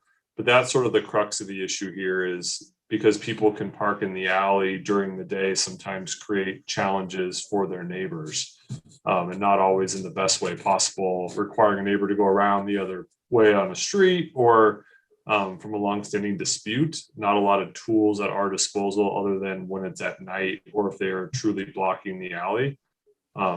If that is of an option to the council as we discuss this, we'd be happy to do some additional research, talk to the fire department about how other cities potentially classify those areas, and look forward to potentially coming back at a later date with additional options. Okay, thank you. Councilmember Friedendahl. Thank you, Madam Mayor, and thank you, Chief, for a great report. I have a disclaimer. An alley, in my opinion, is a property that has two faces, front and rear. I live on a corner. I have two faces that I have to address and be careful of and maintain. I have a garage and I have a car, and I'm unusual. My garage holds my car. So as I go around town and looking at the alleys of late, and also, third disclaimer, I'm a neat Nick, so shame on me. I've gone around and taken a survey and looked at some of these after the quality report and the concern. And while I don't think that making laws to ask people to be good neighbors is a good idea, and I'd hate to have to go that route, my observation of the alleys was, and even growing up, my grandparents lived on an alley, so alleys become sort of the orphan property, the unkept, the thing you don't look at. You hopefully take care of the front door, and they don't care about the back door. And there's my two-sided corner that I'm talking about. That's sad, because I think that their face from the alley is as important as the front door. What I observed in my walking around town, as Mr. Boyer is doing too, I don't get to keep my trash cans in the street, nor would I like to. But that seems to be a common thing. They're not on the property, they are laying out in the alley. So there's an obstacle. If I won't say it, but if kids wanted to play pinball going down the street, look at all the trash cans they could hang. It'd be kind of fun. I see landscaping that crawls under fences, through fences, hanging over fences. It becomes obscurement to clear flow of traffic. So part of that good neighbor thing of making it accessible for our neighbors, I think, is we got to take care of the properties as well, not for them. They need to do that, the owners of that, and be good neighbors. And we probably don't have to do all this rule. But I would ask the questions. You know, we're told when we move into town, your trash cans should be out for a certain time for collection and be back in at a certain time, not be laying in the street. Well, I'm sorry, but I'm calling that alley a street. And I don't think that storing my trash cans in the alley is a great idea. So I would ask the neighbors on the alley properties, become better neighbors and take care of those things. Don't block your neighbor's access to their garage, because difficult times. And it's curious, we talk about homes built in the 50s that had alleys. Think back, the 50s had the greatest size, largest cars in our generation. And I'm wondering why they built these little shoe boxes and driveways to hold the biggest cars made, but somehow they did. I just don't understand that. But I don't know, I just think that we need to look at the alleys, and they need to not be abandoned properties and abused. Look at those lines. Maybe we need to decide, where is that property line? I'd hate to think you have to run a chalk line down the street and say you can park on the outside of the line, but not between the lines or whatever. But that'd be an extreme measure to have to go to. Maybe our neighbors can figure it out. A little pride goes a long ways as well. Thank you. Chief, have you had increased calls for service after Mr. Boyer and Mr. Friedendahl have been walking around people's property? No, ma'am. I look like a cop, so checking those Ring cameras. Councilmember Alawas. Thank you, David. I loved your dissertation. Well received. I have several questions, Matt, and thank you for your report. Is the only reason why we have parking restrictions Monday through Friday for street sweeping only? Is that the only reason why? And not through the week? Because the street sweepers run Monday through Friday, yes. So this is more of a loaded question. How do we choose, or given the authority to not enforce certain city laws? We have discretion what we can and choose to enforce. Like I said, I wasn't present, and I don't think any of us were present, either in position, council, or employed, when that policy decision was made. umpteen years ago for the selective non-enforcement of early morning parking in alleys. But there is discretion that can be employed by all police officers for enforcement of code. Okay.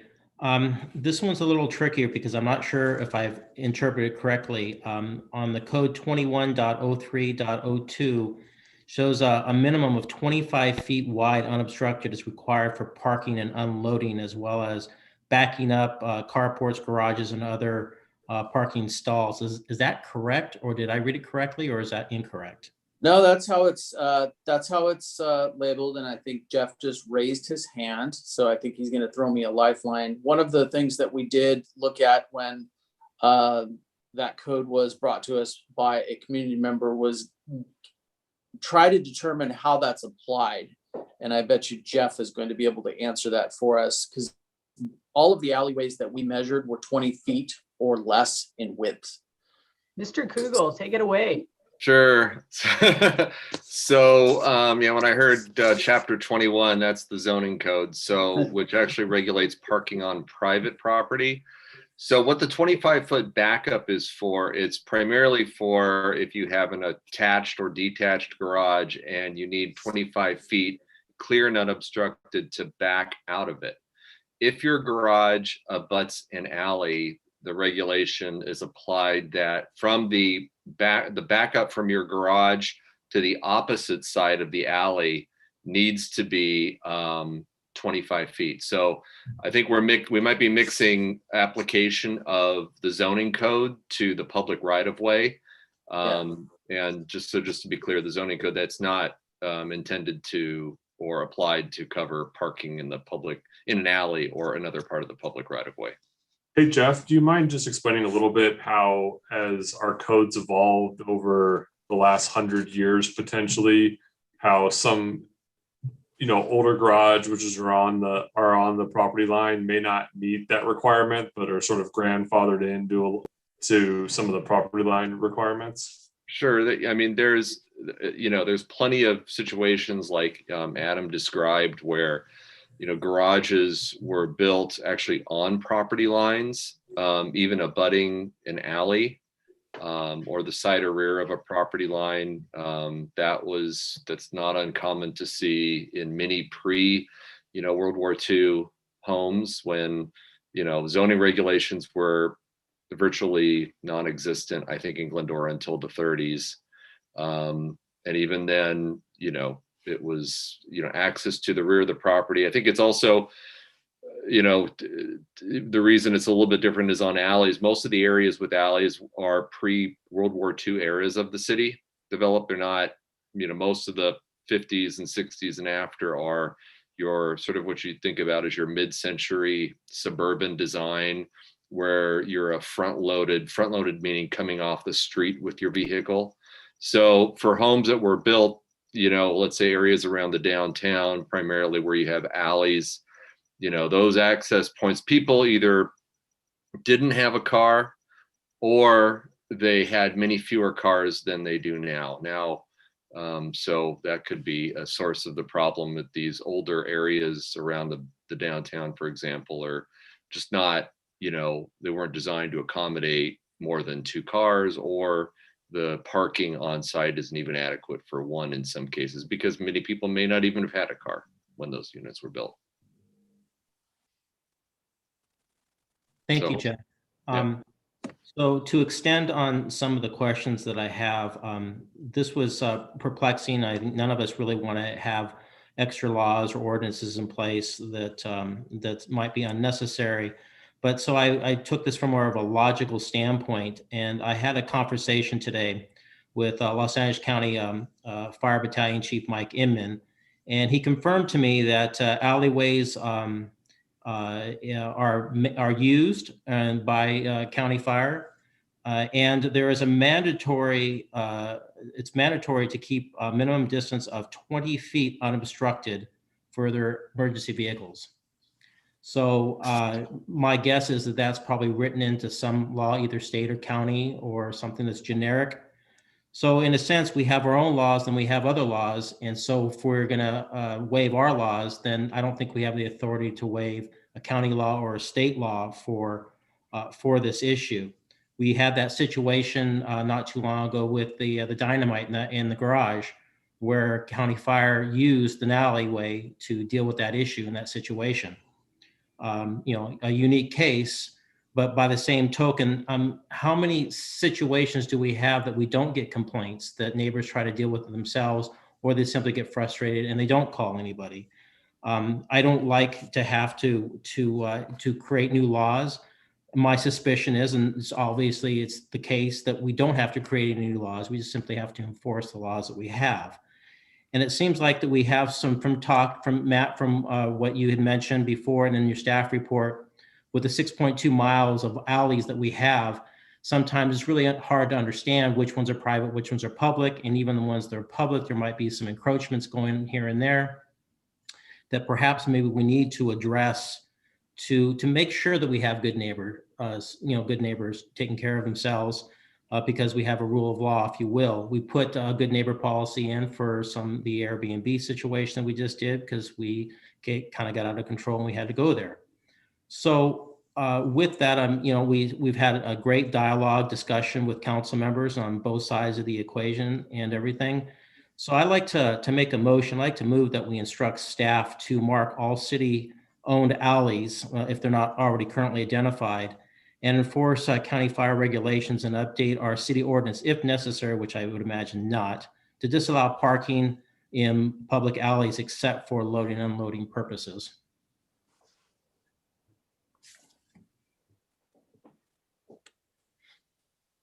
Don't all speak up at once. I'll second that. So just to clarify, the motion was to direct staff to return and mark alleys, enforce county requirements, and there was one other thing that you mentioned. Here, I'll reread it again for you. To mark all city-owned alleys if they're not already currently identified, and I don't know if that means a street sign and or painting on the ground so they know where the 20 feet is, and to enforce our county fire regulations and update our city ordinance if necessary. My guess is we don't have to update that, it's probably already there. And to disallow any public parking or any parking in public alleys except for loading and unloading purposes.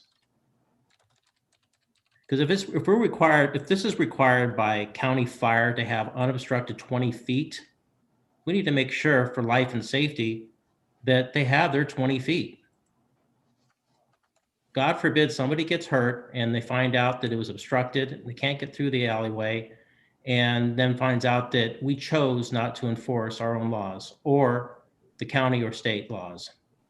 Did Mr. Enman say that was a problem or an issue in Glendora? He says on occasion it had been, but we didn't have a big discussion on that. He had to go back and get some more information to be clear, because we didn't know if it was 20 feet or 25 feet.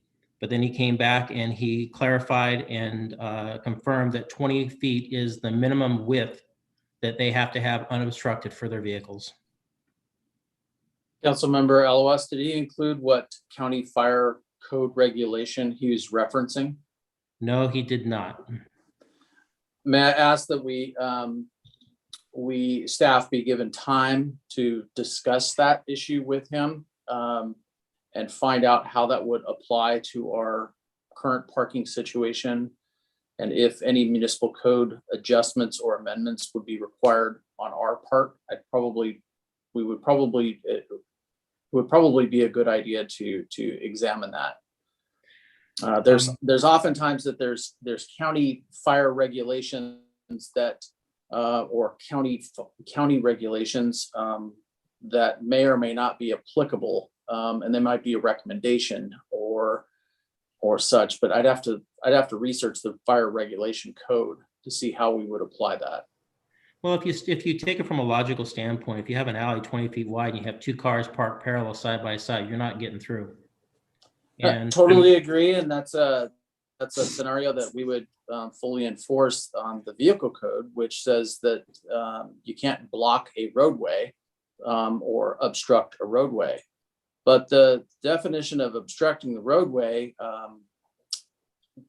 could change depending on the vehicle dynamics. There's no question that a fire truck is wider and longer and more massive than your average car that would be passing a vehicle parked along one side, right side, or left side in an alley.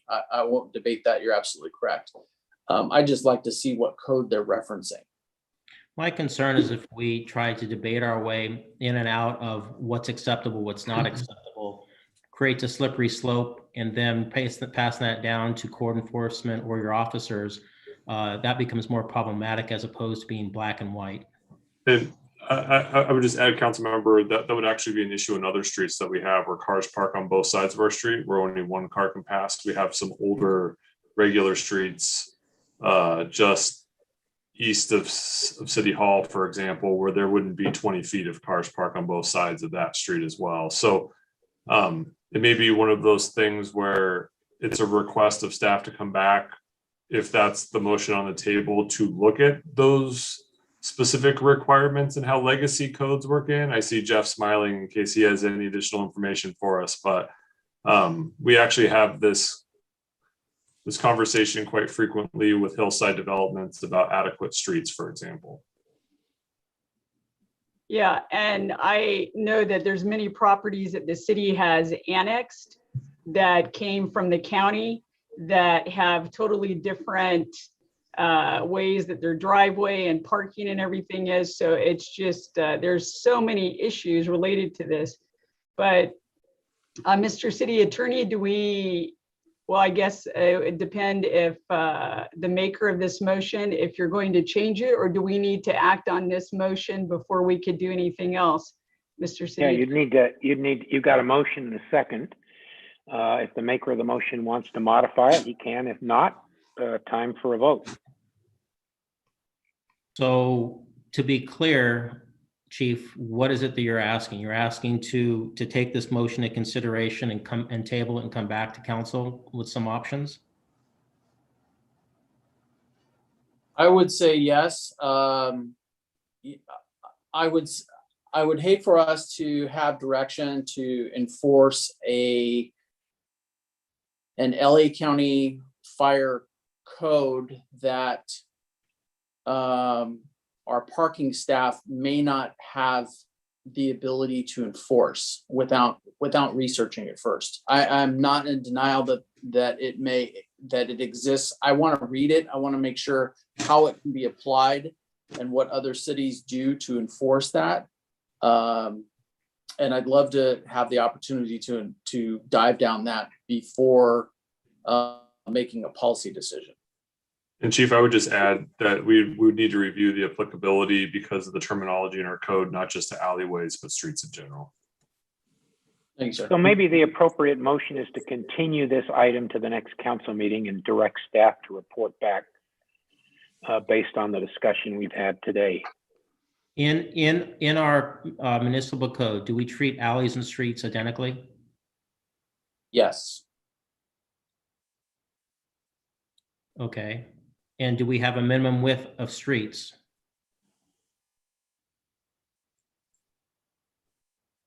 Jeff. Yeah, there are street standards adopted by the city as part of its general plan. And depending on the type of street, whether it's a collector street, an arterial street, there's width requirements.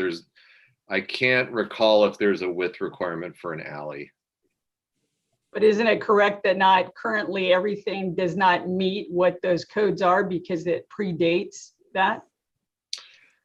There are areas where the minimum width standards are not met. For example, take Wabash or Vista Bonita areas and immediately surrounding the city hall, for example.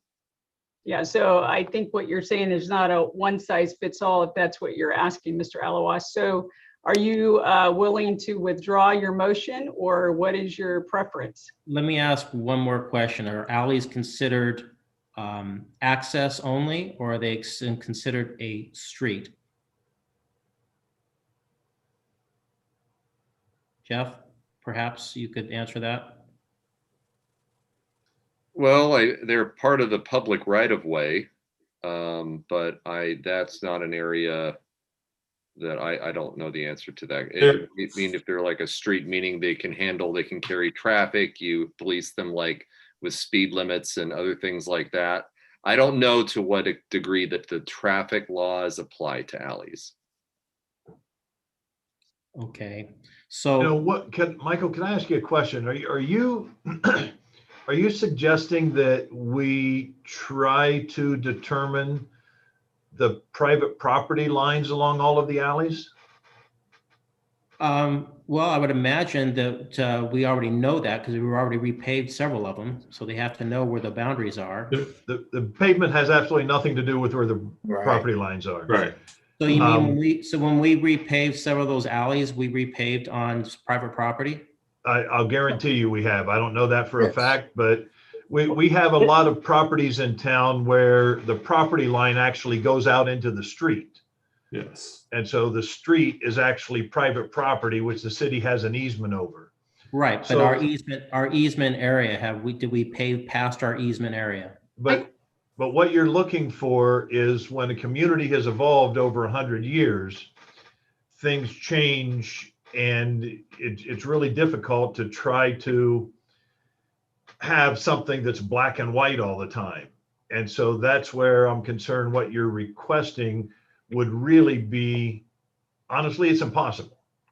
Well, actually, isn't the real issue here, assuming for the sake of argument that the fire department has given Councilmember Alowis correct information, isn't the issue here, does the clearance requirement that Councilmember Alowis has been provided apply to alleys that were constructed before that law went into effect?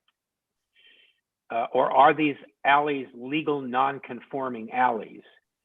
I think that question has to be answered before you can make a motion to enforce a regulation that would apply to a street that was constructed, or an alley, or a driveway, or a public driving area before that law took effect. And So I would imagine. My initial reaction is it probably doesn't. It's probably a legal non-conforming alley. So let me Just ask. like you the can have question. legal non-conforming properties. Let me ask the question, Chief and Allison, how much time would you need to research this and come back to the council? Councilman, if I can just get one piece of clarification on the research piece, is that for private lines or the entire issue in its totality as it relates to fire access specifically? In its totality.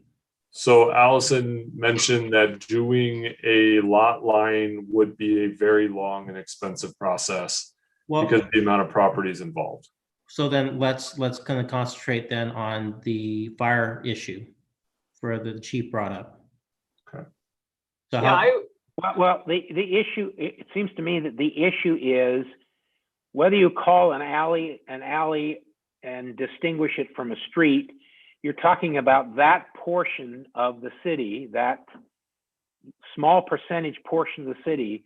Does that small percentage portion of the city, does it require the city to enforce no parking requirements such that it maintains in that small portion of the city a mandatory 20-foot clearance? Isn't that really what you're asking, council member? Yes. Then let's answer that legal question for you. I don't know the answer to that, but I suspect that some of these areas, these alleyways, or these substandard roadways may have existed before the county's fire requirement was in place. Correct. And if that's the primary question, I'm not willing to support having staff spend any time or energy researching anything beyond that one question. So Chief, again, how much time do you think you need? I could return to the next council meeting, provided that LA County Fire and legal review with Bill and obviously the experts with Jeff and Allison for property lines and such, that we could dive down that hole. I think it's realistic that we can return on the 25th. Okay, then I'll amend my motion to continue my motion until May 25th. Is it 25th or 23rd? 25th. 25th? Okay, so I'll Okay, continue.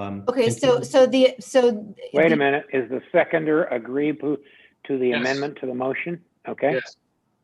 So the motion is to continue consideration of the motion of Councilmember Alowis to enforce in that area of the city, that small percentage of the city, what he understands to be a fire code requirement of a mandatory 20-foot clearance to the next city council meeting for further consideration and possible action. Correct.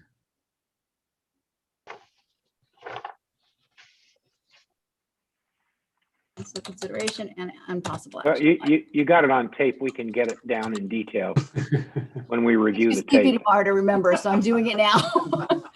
That's fine. I've got it all down. And so this was then approved by both the motioner and the second, Councilmember Friedendahl. So I Correct. can now take a roll call vote, correct? Correct. Okay. Councilmember Alawas, Yes. Councilmember Thompson, No. Councilmember Friedendahl, Yes. Councilmember Boyer, Mayor Pro Tem Boyer, I apologize. No.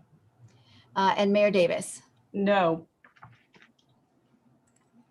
So now that motion fails 2-3. So we return back to the Return to the agenda item. original. So is there a motion on the agenda item? The recommendation is to receive and file the report and provide additional direction as necessary. Is there a motion to receive and file? I would like to make a motion to receive and file this report with the direction being that the chief look into the policy of enforcing parking in the alleys. Second. Can you repeat that again, your motion? The motion to be to receive and file the report as written with direction to give to the chief to review the policy of parking in alleys. And return With to the what next outcome? meeting. Sorry. I'm sorry, Elvia, what was that? And you want that to return to the next council meeting? No. Okay. I think there's been enough direction as to our wishes to make sure that residents are not impeding on each other. It doesn't. It gives them the leeway to continue to make these decisions, but hopefully with the direction that's been received, they may enforce a little bit more than has been. So it's status quo then? No. No, I would not say it is. It's we have reviewed the law, the ordinance. We know exactly what it is now. And we know that PD has the ability to enforce if they deem that it's necessary. And I trust that they will. We're leaving them open for arbitrary choice, and residents might find objection. Why does that guy get away with it and I can't? Tough spot we're putting them in. And there are a lot of laws on the books in which we do that, including when they pull me over for going too fast. The officer has the right to write me a ticket or tell me, slow down, grandpa. You know, take it easy for the rest of the week. Yeah. So every time, Gary. That leeway is up to the law enforcement officer. It goes back to what the chief said, that, you know, discretion is a part of their authority. But that's why we're here today, because of discretion. Correct. And I think that that's a very valid point. And I would hope that we would keep that in as much as we can. And I'd like to call for the vote. So we have a motion by Mayor Pro Tem Boyer, a second by Councilmember Thompson. I will conduct a roll call vote. Councilmember Alawas, No. Councilmember Thompson, Yes. Councilmember Friedendahl, Yes. Mayor Pro Tem Boyer, Yes. and Mayor Davis. Yes, And that passes 4-1. Thank you, Mayor. thank you. That takes us to unfinished business, item 18. Glendora Village Parklet Program Materials Contract Award and Design Contract Modification number 2. Like to invite Transportation Manager Stephen Mateer to report. Welcome, Stephen. Great. Thank you, Madam Mayor, and thank you, City Council. Before I dive in, I'd also like to announce that Christopher Vestra and Chet Bate are on the meeting with us. They are from Vestra, and they'd like to talk a little bit about their company and their product and how that fits into our village our vision for the village when I get a little further through the presentation. Next slide, please. So an overview of the presentation, we'll go through a brief background. I'll run through the design of the parklets. We'll talk about the contract modification, the funding plan as we have it, and the schedule, as well as the next steps. Next slide, please. So just as a background, parklets are an extension of the sidewalk that allow for repurposing of on-street parking for other uses.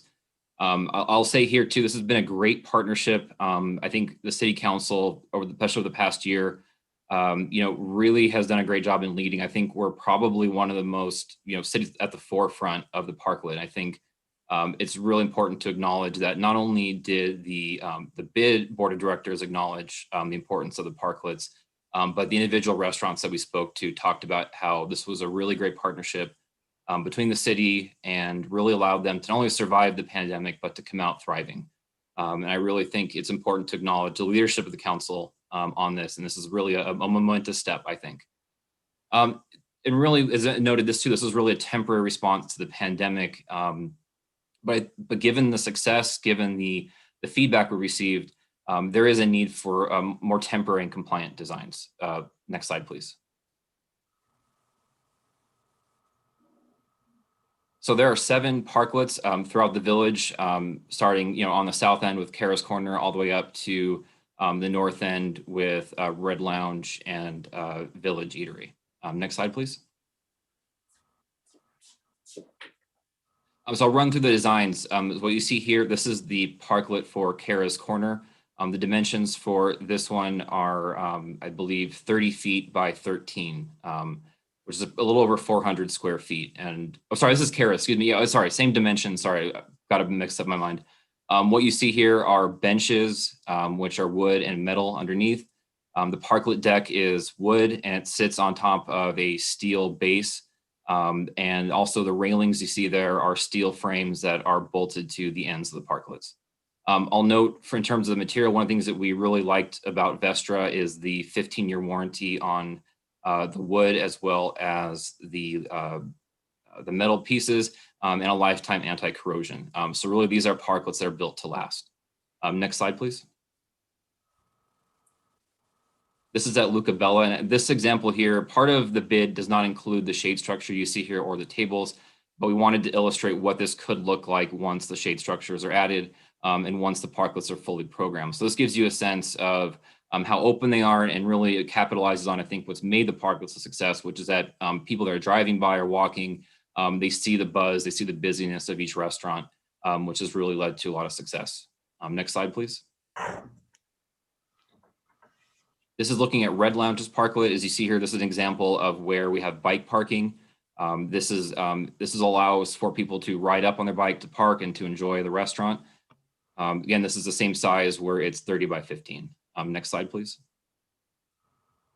This is another image of Village Eatery. This one's a slightly larger and it has more bike parking based on observed demand as well as feedback from Village Eatery.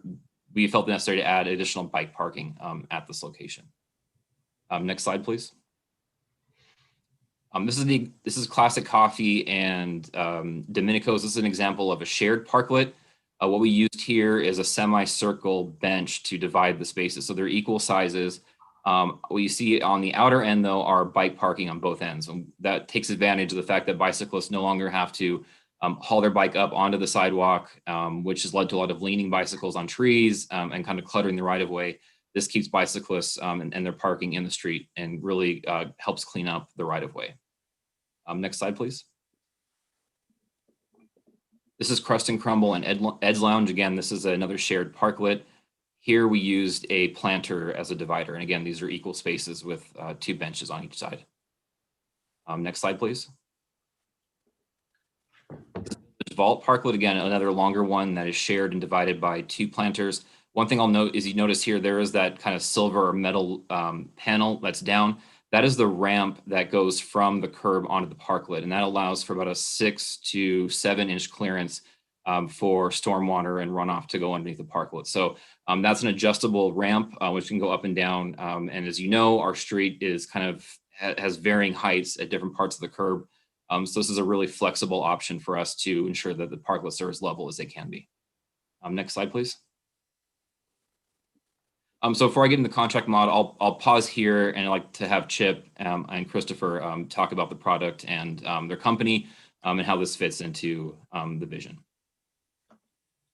Thank you, Stephen. I can give a quick introduction and background on Vestra. So I'm the commercial director at Vestra in the US. My grandfather started Vestra back in 1947. So we've been around for a while, and we've been creating what we call caring meeting places in public spaces, from Times Square in New York to Plaza de Halls in Paris, Berlin, Oslo, and many other places. I'm very excited to see and be part of your plans for your community in Glendora. I have seen Parklets being used around the world and how it's kind of had a positive impact on the community from Oslo, where we tend to get very cold winters with snow, people still sitting outside and sipping coffee on a cold December night. So it's really to more warm climates in California. So it's been incredible to see and to get the feedback from the communities. We've done researches and reports in London and other places about how it's being appreciated. So very excited to be part of this. I'll pass the word on to our local lead and landscape architect Chip Bate, who's based in LA, and we're happy to take any questions after. Yeah, it's been a pleasure to work with Stephen, and I currently live on the west side of Los Angeles, and I've had the opportunity to come to Glendora twice, and I have to say it really is kind of a pleasant escape to a really quaint and beautiful little town you all have there. The village, the way it's kind of juxtaposed against the mountains, is just, it really is a beautiful place. And I have to say, on 2 site walks with Stephen, I was I don't know, it was really cool to see people coming up and asking, hey, do you guys work with the city, and what's this about, you know? And Steve would say, oh, we're talking about this parklet program, and people were just really, you know, I think both thankful that the council has been doing things to help businesses through the pandemic, and then also, you know, there's like a different energy, I would assume, to how it was before. And you know, I've been there multiple times of the day, and it was just really cool to see the space really buzzing. And I think this is a tremendous bit of social infrastructure for you all to add and to have. And I'm going to be coming to Wine Walk later this year and participating in some of these things with you all. So yeah, just thanks for the opportunity to really see your community grow. And we're really excited to see kind of, you know, how this looks should this pass, and how great it's going to be for you all. So thanks again. Great. Thank you, Christopher and Chip. So getting back to the item, the contract mod is to revise our contract with Alta, who did the initial design engineering. This is to cover design revisions as part of the RFP, as well as final layout plans. This is due to, which I think is a good thing, is that Vestra's parklets are modular. And so really making sure that we put them in the right place the first time, given their weight, that, you know, we're really, you know, getting it right the first time. We'll also look at how that'll impact the final parking supply if there's a way to recover a parking spot or 2. That's something that a final layout plan would allow us to analyze. Next slide, please.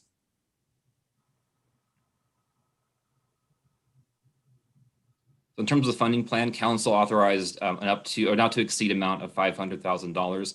Vestra's final price with sales tax is $419,000. Sorry, $419,617. The contract mod we're requesting is a little over $7,000. And this is all coming from Fund 255, which is the Measure M local return, which is the Metro sales tax. The funds here are exclusively devoted to transportation projects, and this parklets are a specific eligible project under that fund source. Next slide, please. So in terms of next steps, pending the council authorization tonight, tomorrow we can turn around and issue a PO that'll hopefully have delivery sometime in August. Throughout this process, we are continuing to outreach with the restaurants. My colleague Vanessa and I have met with, I believe, every restaurant, or save one, and we're still reaching out to them to complete all the necessary application and paperwork. We're also looking into the shade structure, construction, and sale pricing.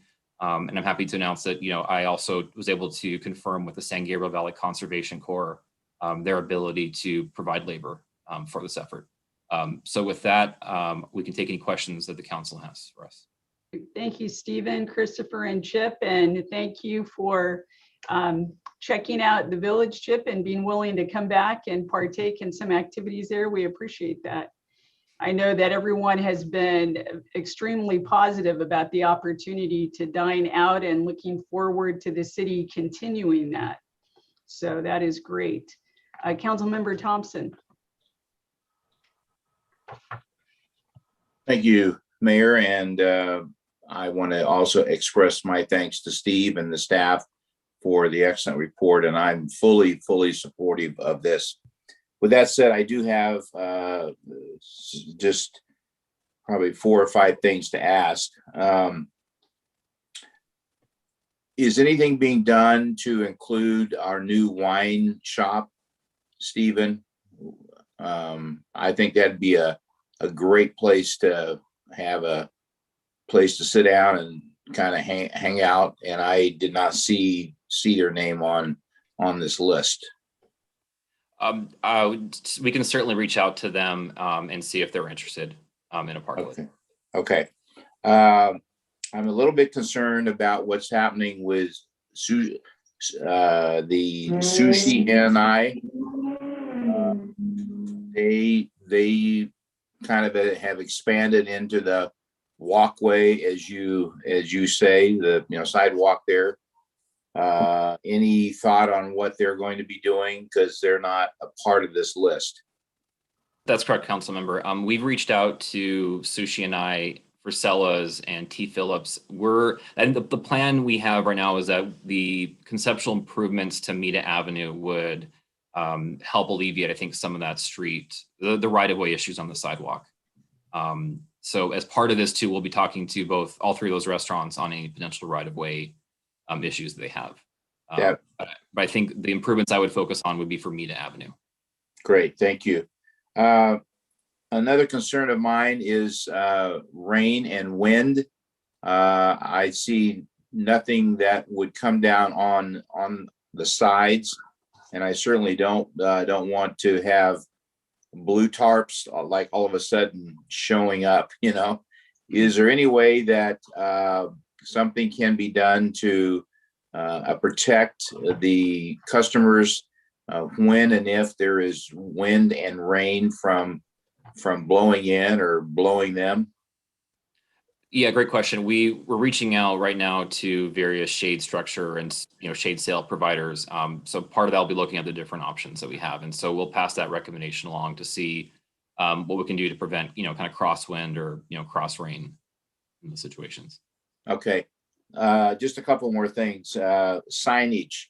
I'm hopeful that we will have some sort of rules related to signage. So some people don't have a banner or a digital sign or a circular sign or all the crazy things that people can come up to advertise that they're open, or the special of the day is this. Is there anything, because I didn't see within the staff report that we talked about that. So is there any thought being given to signage? I see my boss has his hand. Yeah, Mr. Kugel has his hand up. Okay, okay. All right, Jeff. So in the guidelines that have been handed out to the businesses who are going to be taking advantage of the parklets, there is a line that indicates that signage in the public right of way is not allowed, and that is consistent with the code as it is right now. So you are allowed to have a menu sign on your wall. You're allowed to have a wall sign for your business. You're allowed to even have an A-frame sign or something like that if it is on your property. But none of those signs are permitted in the public right of way. And so we would be enforcing that with the issuance of these updated outdoor dining permits along with the parklets. Great, thank you. I have two quick more things. The core, engaging them, I think is a fabulous thing to give those folks some additional skill sets. I applaud you for engaging them and want to support that. My last plea is that for a number of months, we thought this would be a June-ish thing. Now it's now it's a summer thing. Since your team is on the call, is there any way to twist their arm to get a guarantee that August 1st, that this stuff is up and going? I think Christopher might be able to speak to this as well. I think the reality is most of our products are manufactured to order. So we just have kind of standard lead times with our products. So I think, August is very safe. I think August 1st is something we can strive for and really push for. And I can assure you, I am as eager, and we are as eager to get those parklets out there as quickly as possible. I don't think August 1st is something we can guarantee or promise. Okay. Just being realistic. So I think Well, I'll just chime into that and say that we will put the highest priority to make this happen by August 1st. And always, I think from a manufacturing standpoint, we can do it. The shipping situation in today's world to move goods around the country and other places is a bit challenging because of COVID. But we have some buffer for that as well. So we will really do our best to have it there by August 1st. Well, thank you. And I'm just one, but the sooner we can get this going, I think it's going to be great. So thank you all. Stephen, good job. Thank you. Thank you. Councilmember Friedendahl. Thank you very much. And thank you, Stephen and Vanessa, for a long project. You've been doing a great job, and it certainly shows. And thank you, Chris and Chip, for chiming in. Nice to have you. A couple of questions I had. The spec calls for Nordic pine, and that sounds great. It's pretty. I guess you're confident that it's as durable as any composite materials might be for the time run that we hope it to live. Is that a fair statement?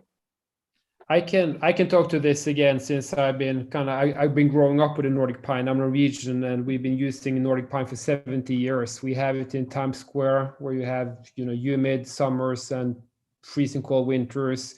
They actually tried out some other materials, harder materials, and they fell back on Nordic pine treated with linseed oil. It's a very good material that we stand 100% behind.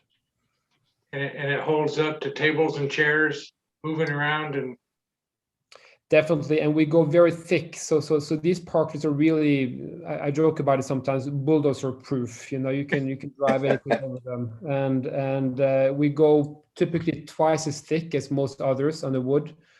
So yeah, you can not only place things on them, but you can bolt furniture down or other structures down to the wood slats. Okay, great. It's my only disappointment is the timing, much as Mendel shared, we were just anxious. So hey, Chip, take those West Side cities, put them down on the bottom of the list, and let us move to the top of the pile, please. That'd be great. Oh, believe it. I will absolutely be pushing for that. And yeah, I'm going to, I will be letting all of my other clients know the shining beacon of work is in Glendora. So they will absolutely be visiting you all. Perfect. Perfect.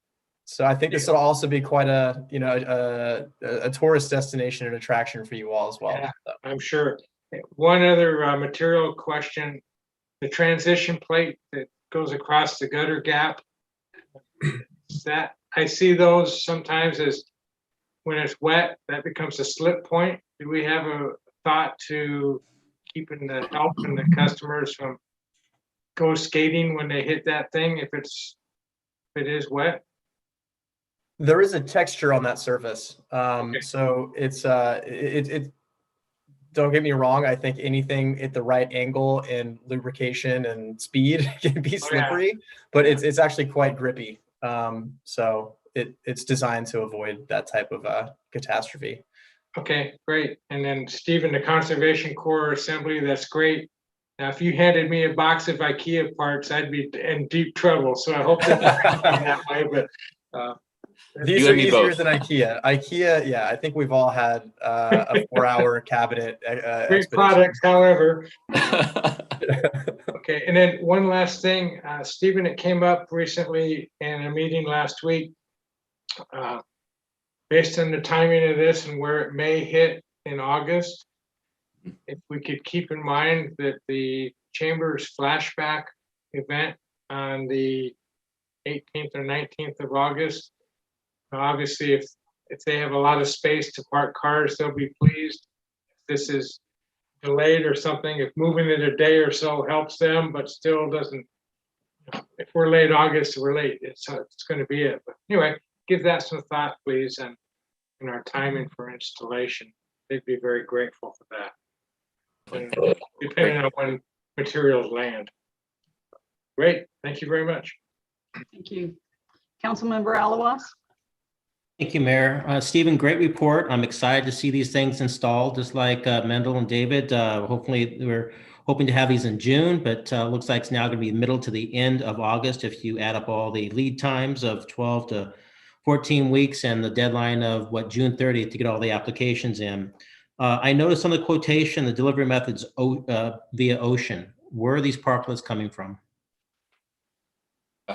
Christopher, do you want to talk about? So I can talk to that. So we produce all our goods in Scandinavia. So these parklets are 100% made in Sweden. We used the cleanest steel in the world, 30% less carbon emissions than the world average. Very high quality and Nordic pine, as we talked about, fair labor conditions. So everything is produced in Scandinavia and shipped through the ocean to the US and across the country. We offset all the carbon emissions from the shipping as well. So it's a completely carbon neutral product made in Sweden. Thank you for that. Stephen and or Adam, are we under any obligation on the Buy America Act? No, not for the Metro funds. There's no requirement to Buy America. Okay. Also on the layout, you have the steel railing, and we had a conversation with Adam about this, that the pictures don't do it justice. It looks like they're really kind of thin.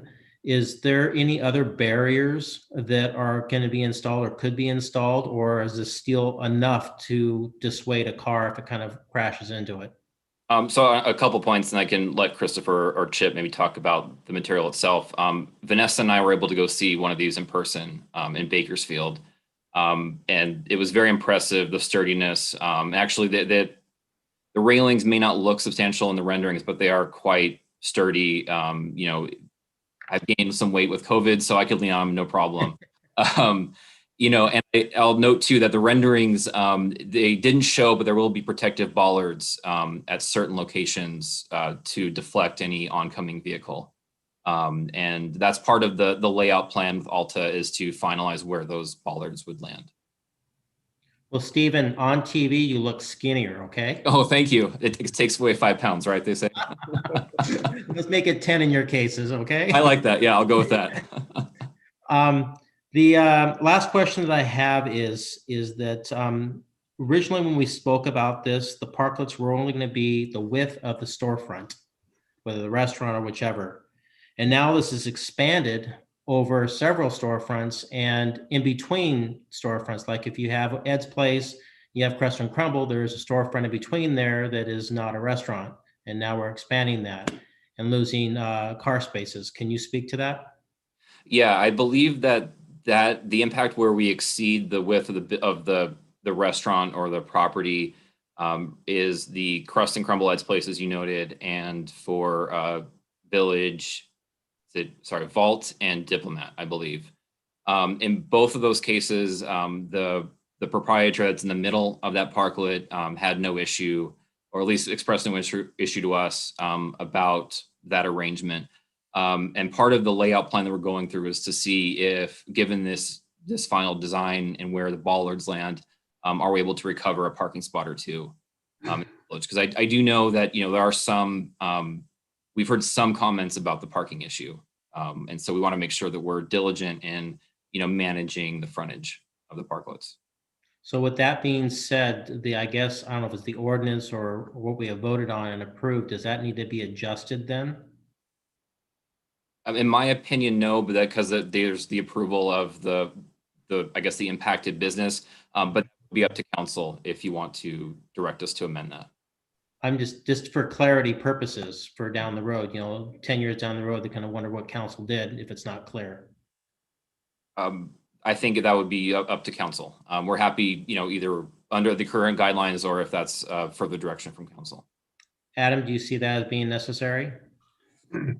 No, we went out, and this is not the first public meeting. We also talked to the BID last week and got their understanding as well. So from the public record and outreach to the businesses, both Stephen and Vanessa have been pretty clear with all those, not just the businesses, but the building owners too in certain cases. So I think we're okay here, and I believe the application for use is pretty significant as well. So. Great, thank you. I'm looking forward to seeing these in place, and I have no other further questions. Thank you, Councilman. Mayor Pro Tem Boyer. Stephen, just to follow up on David's comment about the flashback. The flashback it's August 21st, and it would really be helpful.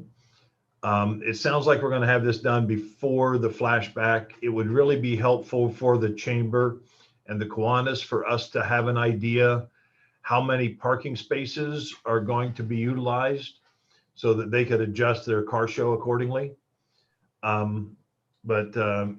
Anyway, just it'd be good to work with them, and I'll probably ask Joe to reach out to you. Okay. We talk about we're losing some parking spaces. I've been pounding the drum about we don't have a parking problem in the village forever. We have a problem with where people park in the village. Is there any plans to add some additional signage to direct people where parking will be available? Not part of this effort. I think that is definitely a worthy effort for us to pursue. I know there are some existing signage now, and I think it might be good to look at, are they, is there a way to refresh it or to kind of help, for the guidance? Raymond? Oh, I was just going to add in, Jeff, we also have the historical signage in our strategic plan and other signage, Mayor Pro Tem, that we'll be reviewing shortly. And that's definitely one of the items that will be on the list to ensure people understand where the public parking opportunities are. Okay, appreciate it. The other thing I had that I had not thought about until I looked at the designs that we have today, when we get the monsoon rains up in the mountains, and that water comes flowing down Glendora Avenue, it breaches the curbs. It comes up above the curb levels. Now, I know we have the channels in place, and that will be fine during normal rain.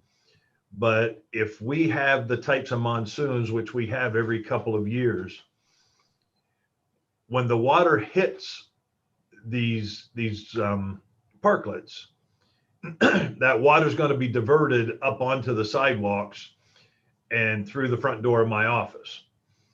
And so I'm wondering, is there any kind of a design that could be made that would possibly open the ends that would allow for water to flow underneath the parklet when we did have that type of rain? Yes, if I may, these are designed where these transition plates Stephen was referring to and the potential slip hazard, these are about 14 inches wide. And so from the edge of the wood decking to the curb is about 14 inches. And the feet of the parklet actually sit maybe 6 or so inches more toward the center of the street. These transition plates can actually fold up and down. So if need be, the transition plates could be folded up if there really is a really intense kind of current running through, to prevent, the transition plate from kind of becoming like a fin or a foil through the water.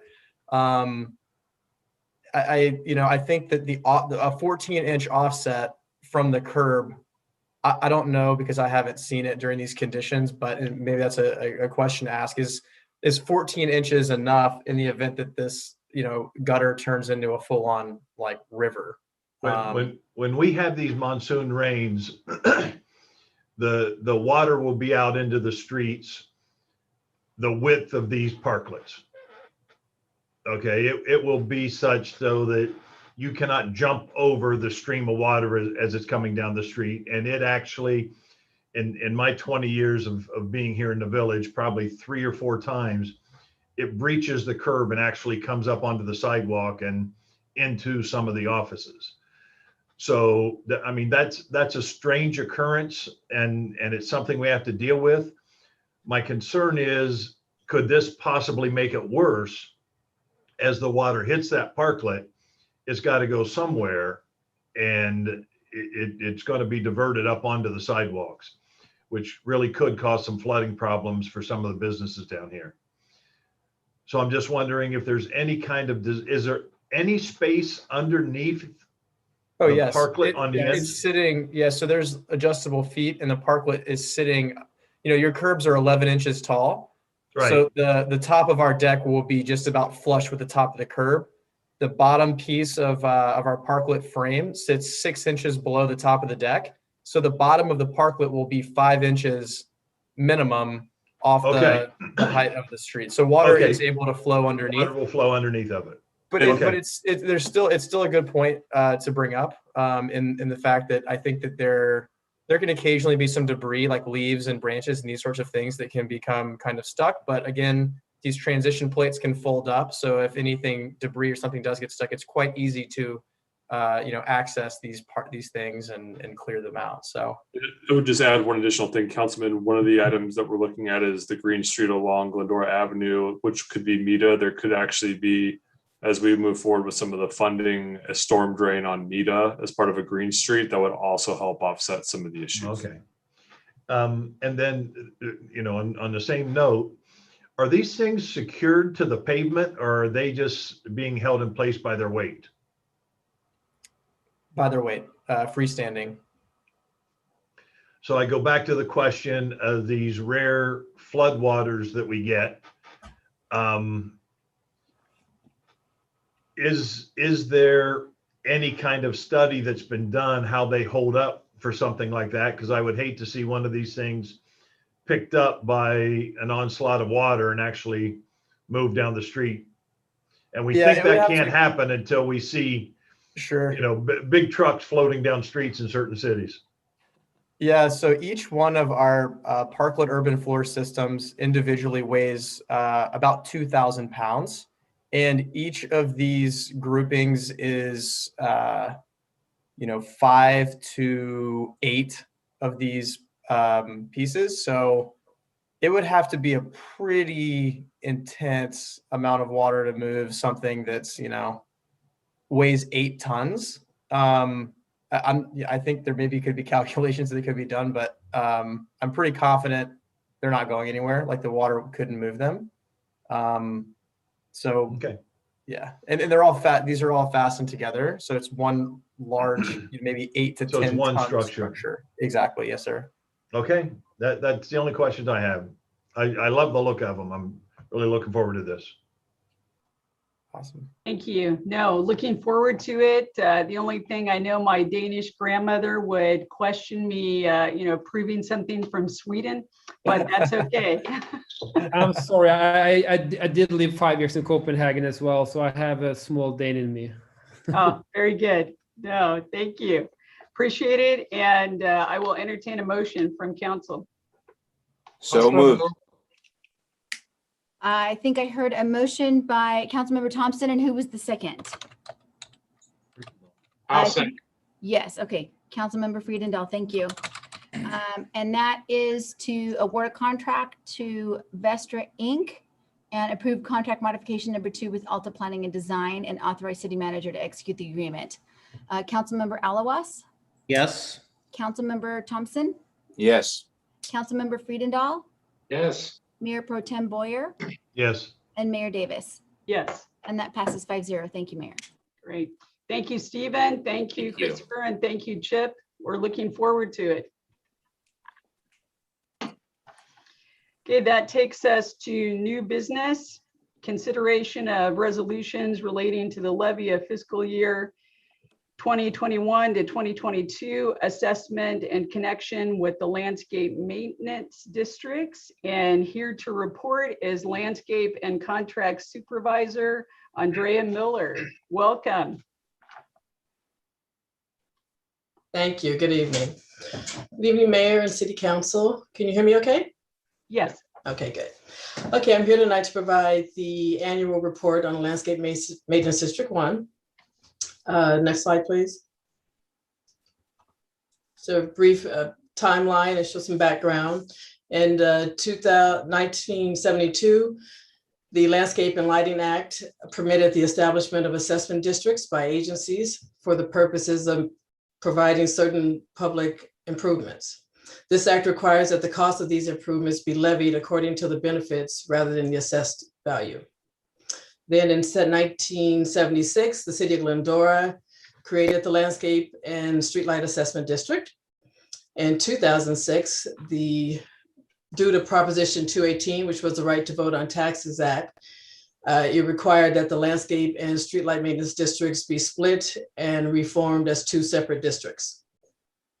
And then moving forward, specifically for the Landscape Maintenance District in 2018, Council decided to no longer subsidize the assessment sites. And as a result, it was necessary to go out to ballot to increase the assessment revenue in order to fully fund the maintenance and improvements of the zones. 8 zones were balloted for an increase. 4 zones approved the increase and 4 zones rejected it. The zones that rejected the increase were detached from the district at that time. That brings us to today, where we will begin the process for initiating the step for the fiscal year assessments for fiscal year 2021. And then on June 8th, we will be back for the public hearing. Next slide, please. Okay, this slide just shows a map of the city boundaries. And if you notice that it has both the past and present assessment sites on there. The ones that are circled in black are the current assessment sites.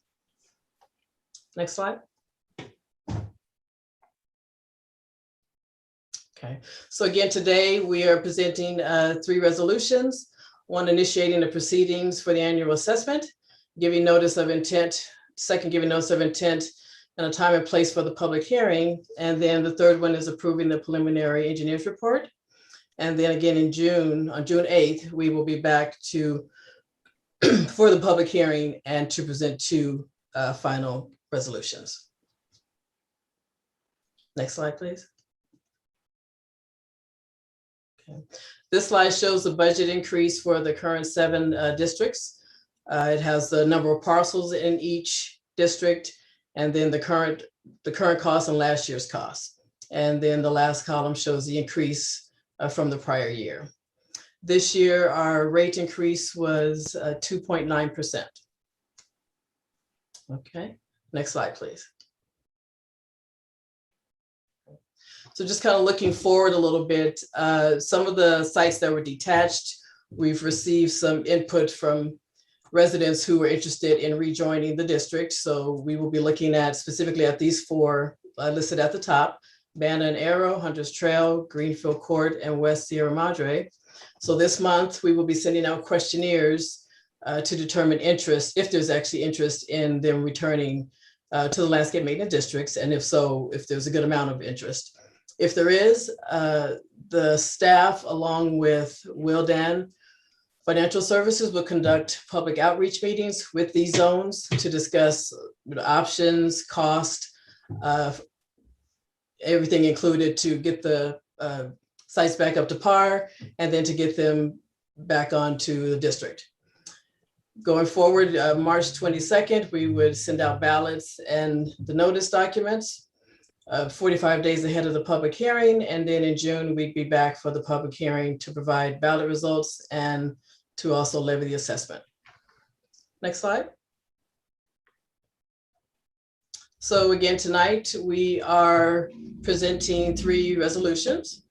The first resolution is initiating proceedings for the annual assessment levy for the Landscape Maintenance District. The second being to stating our intent to, set a time and place for a public hearing. And then the third is to approve the preliminary engineer's report. That concludes my report. I'm happy to answer any questions. Thank you. Councilmember Alawas. Thank you, Mayor. Andrea, great report. You answered most of all my questions in your report, so I don't have a lot for you except for in the Wilden report on page 256, it talks about grass and shrubs and things of that nature. On the districts that had opted out, such as Sierra Madre, if they opt back in, there's quite a bit of damage that was done because the water was turned off, the shrubs and whatnot. Many of them are dead. The grass is definitely dead. Do we go back and we replenish any of that, or we just simply maintain it from that point forward? That would be a part of the discussions at our outreach meetings. We're getting costing currently. And the hope would be that we would, re-landscape them and include those costs as they move forward. Preliminarily, you mentioned that you had some interest moving forward. Any idea what that interest really is, if it's substantial or not? Not really. Since we detached some of these areas, we have gotten frequent calls over time, but not really a count or anything, that I could tell you for sure. We just know that we received a lot of interest, a lot of calls and emails. I guess at some point they didn't think we were gonna not take care of them. So after seeing them like that for a while, surprise, the calls started coming. Thank you, Andrea. Great report. Thank you. Mayor Pro Tem Boyer. I'm sorry, no questions. I'm good. Thank you. Thank you. Councilmember Thompson. I am good and glad to hear that people are coming back. Gary and I were talking today about the meetings that we had at Legion Hall and all of the boards and in different rooms and some of the tension there, but it seems like the people are understanding that these things really do need to be kept up. So excellent job. Thank you. Councilmember Friedendahl. Thank you, Andrea. Terrific report. I'm in favor of this, and hopefully the zones that opted out will opt back in. I'm not sure what our recourse is if they don't, but they're looking pretty shabby. So let's keep up this good work. Thank you. Great. All right. Well, I will entertain a motion. I move recommendations 1 through 3. Second. Thank you. That is a motion by Councilmember Alawas, a second by Councilmember Thompson to adopt City Council Resolution CC 2021-16, initiating proceedings for the annual assessment levy with respect to the Landscape Maintenance District number 1 for the fiscal year 21-22 pursuant to provisions as of Part 2 of Division 15 of the Streets and Highways Codes of the State of California, adopt City Council Resolution CC 2117 entitled Resolution stating its intention to levy the assessment for fiscal year 21-22 in connection with the City of Glendora Landscape Maintenance District number 1 and setting a place and time for public hearing on such assessments. And 3, adopting City Council Resolution CC 2118 entitled Resolution approving the preliminary engineer's report filed with respect to the fiscal year 21-22 levy of the assessment in connection with the City of Glendora Landscape Maintenance District number 1. I'll take a roll call vote. Councilmember Alawas. Yes. Councilmember Thompson. Yes. Councilmember Friedendahl. Yes. Mayor Pro Tem Boyer. Yes. Mayor Davis. Yes. Thank you. That passes 5-0. Thank you, Mayor. Thank you. All right, that takes us on to item 20, consideration of resolution relating to the levy of fiscal year 2020 and 2021 assessment in connection with the Streetlight Assessment District Number 1. Ms. Miller, you're on again. All righty. Good evening again. And now I'm here to provide our annual report for the Streetlight Maintenance District 1. Next slide, please. As you can see, some of the first dates are similar. 1972, the act was formed.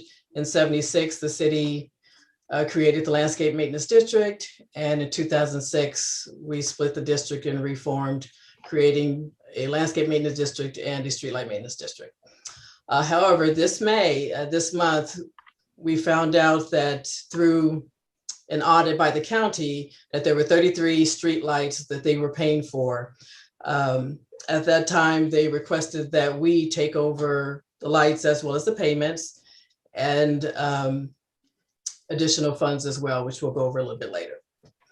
And then that brings us to here, May 11th, where we will be initiating the step and going through for the fiscal year 21 assessments. And then in June 8th, we'd be back for the public hearing. Next slide, please. Okay, this map just shows the city boundary with the blue areas being the Streetlight Maintenance District 1. Next slide. Okay, so again, this kind of goes over the additional streetlights that were received. We did determine that these are within our streetlight district.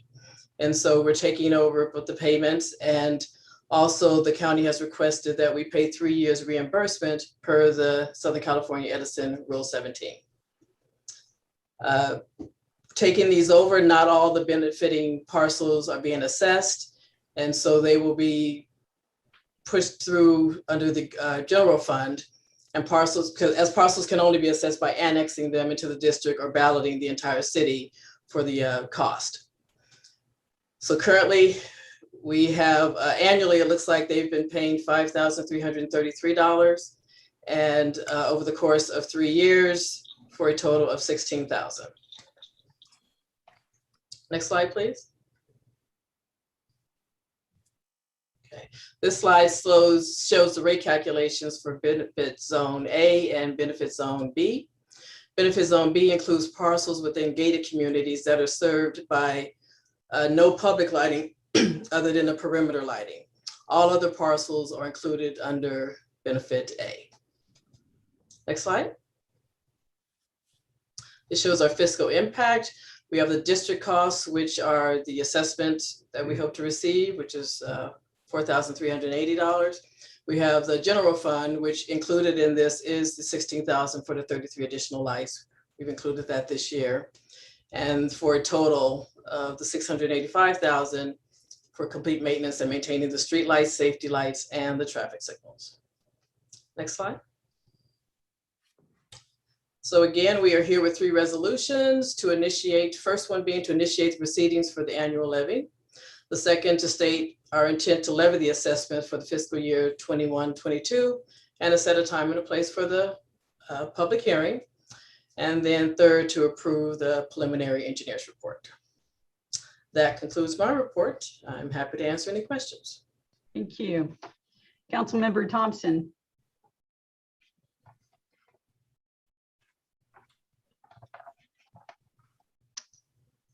Okay, Councilmember Friedendahl.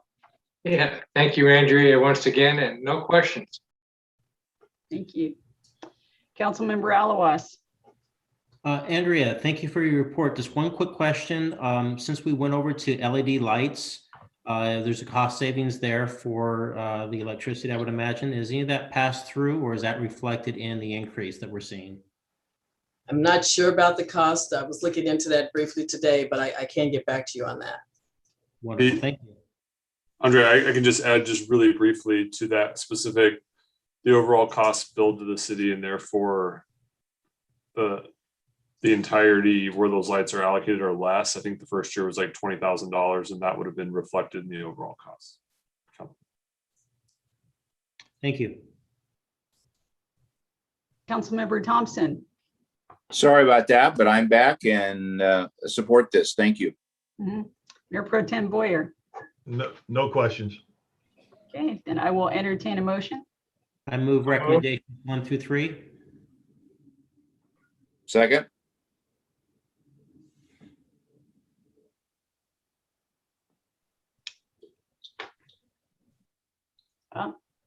So sorry. So I heard Councilmember Alawas, and then I heard initially a second by Councilmember Friedendahl. Is that correct? Yeah, I think Mr. Thompson seconded. Okay.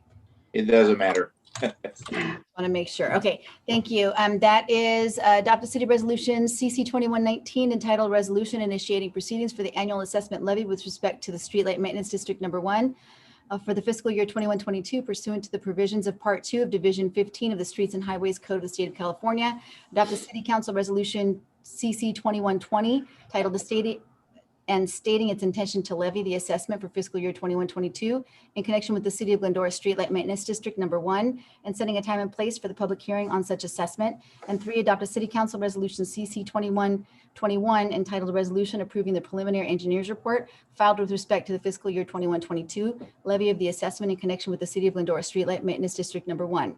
I'll take a roll call vote. Councilmember Alawas? Yes. Councilmember Thompson? Yes. Councilmember Friedendahl?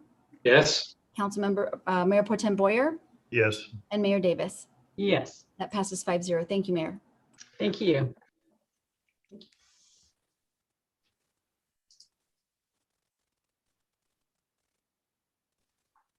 Okay, we just lost Karen. Mayor Pro Tem Boyer, can you pick up and do the closing statements? Sure. At this time, I'd like to call for any member or staff closing comments. Are there any council members that have any additional comments? No, thank you. No, thank you. Okay, and Adam or anyone in staff that has anything to add? Just really briefly, we're approaching the time where we publicly discuss our next 2-year spending plan, the fiscal year 21 and 22. It sounds crazy to say. In June, we'll be coming to council for a budget workshop with potential adoption. The second meeting in June. Prior to that, we'll be visiting the boards and commissions. So for those of you interested in learning about the city's finances and the appreciation we have for Measure E and the residents in the community for reinvesting in itself, please tune in and happy to answer any questions. Thank you. Okay, anyone else? Any other staff have any other closing remarks? Okay. If not, then we are adjourned at 9:52. See ya. Night. 9:50. Night. Okay.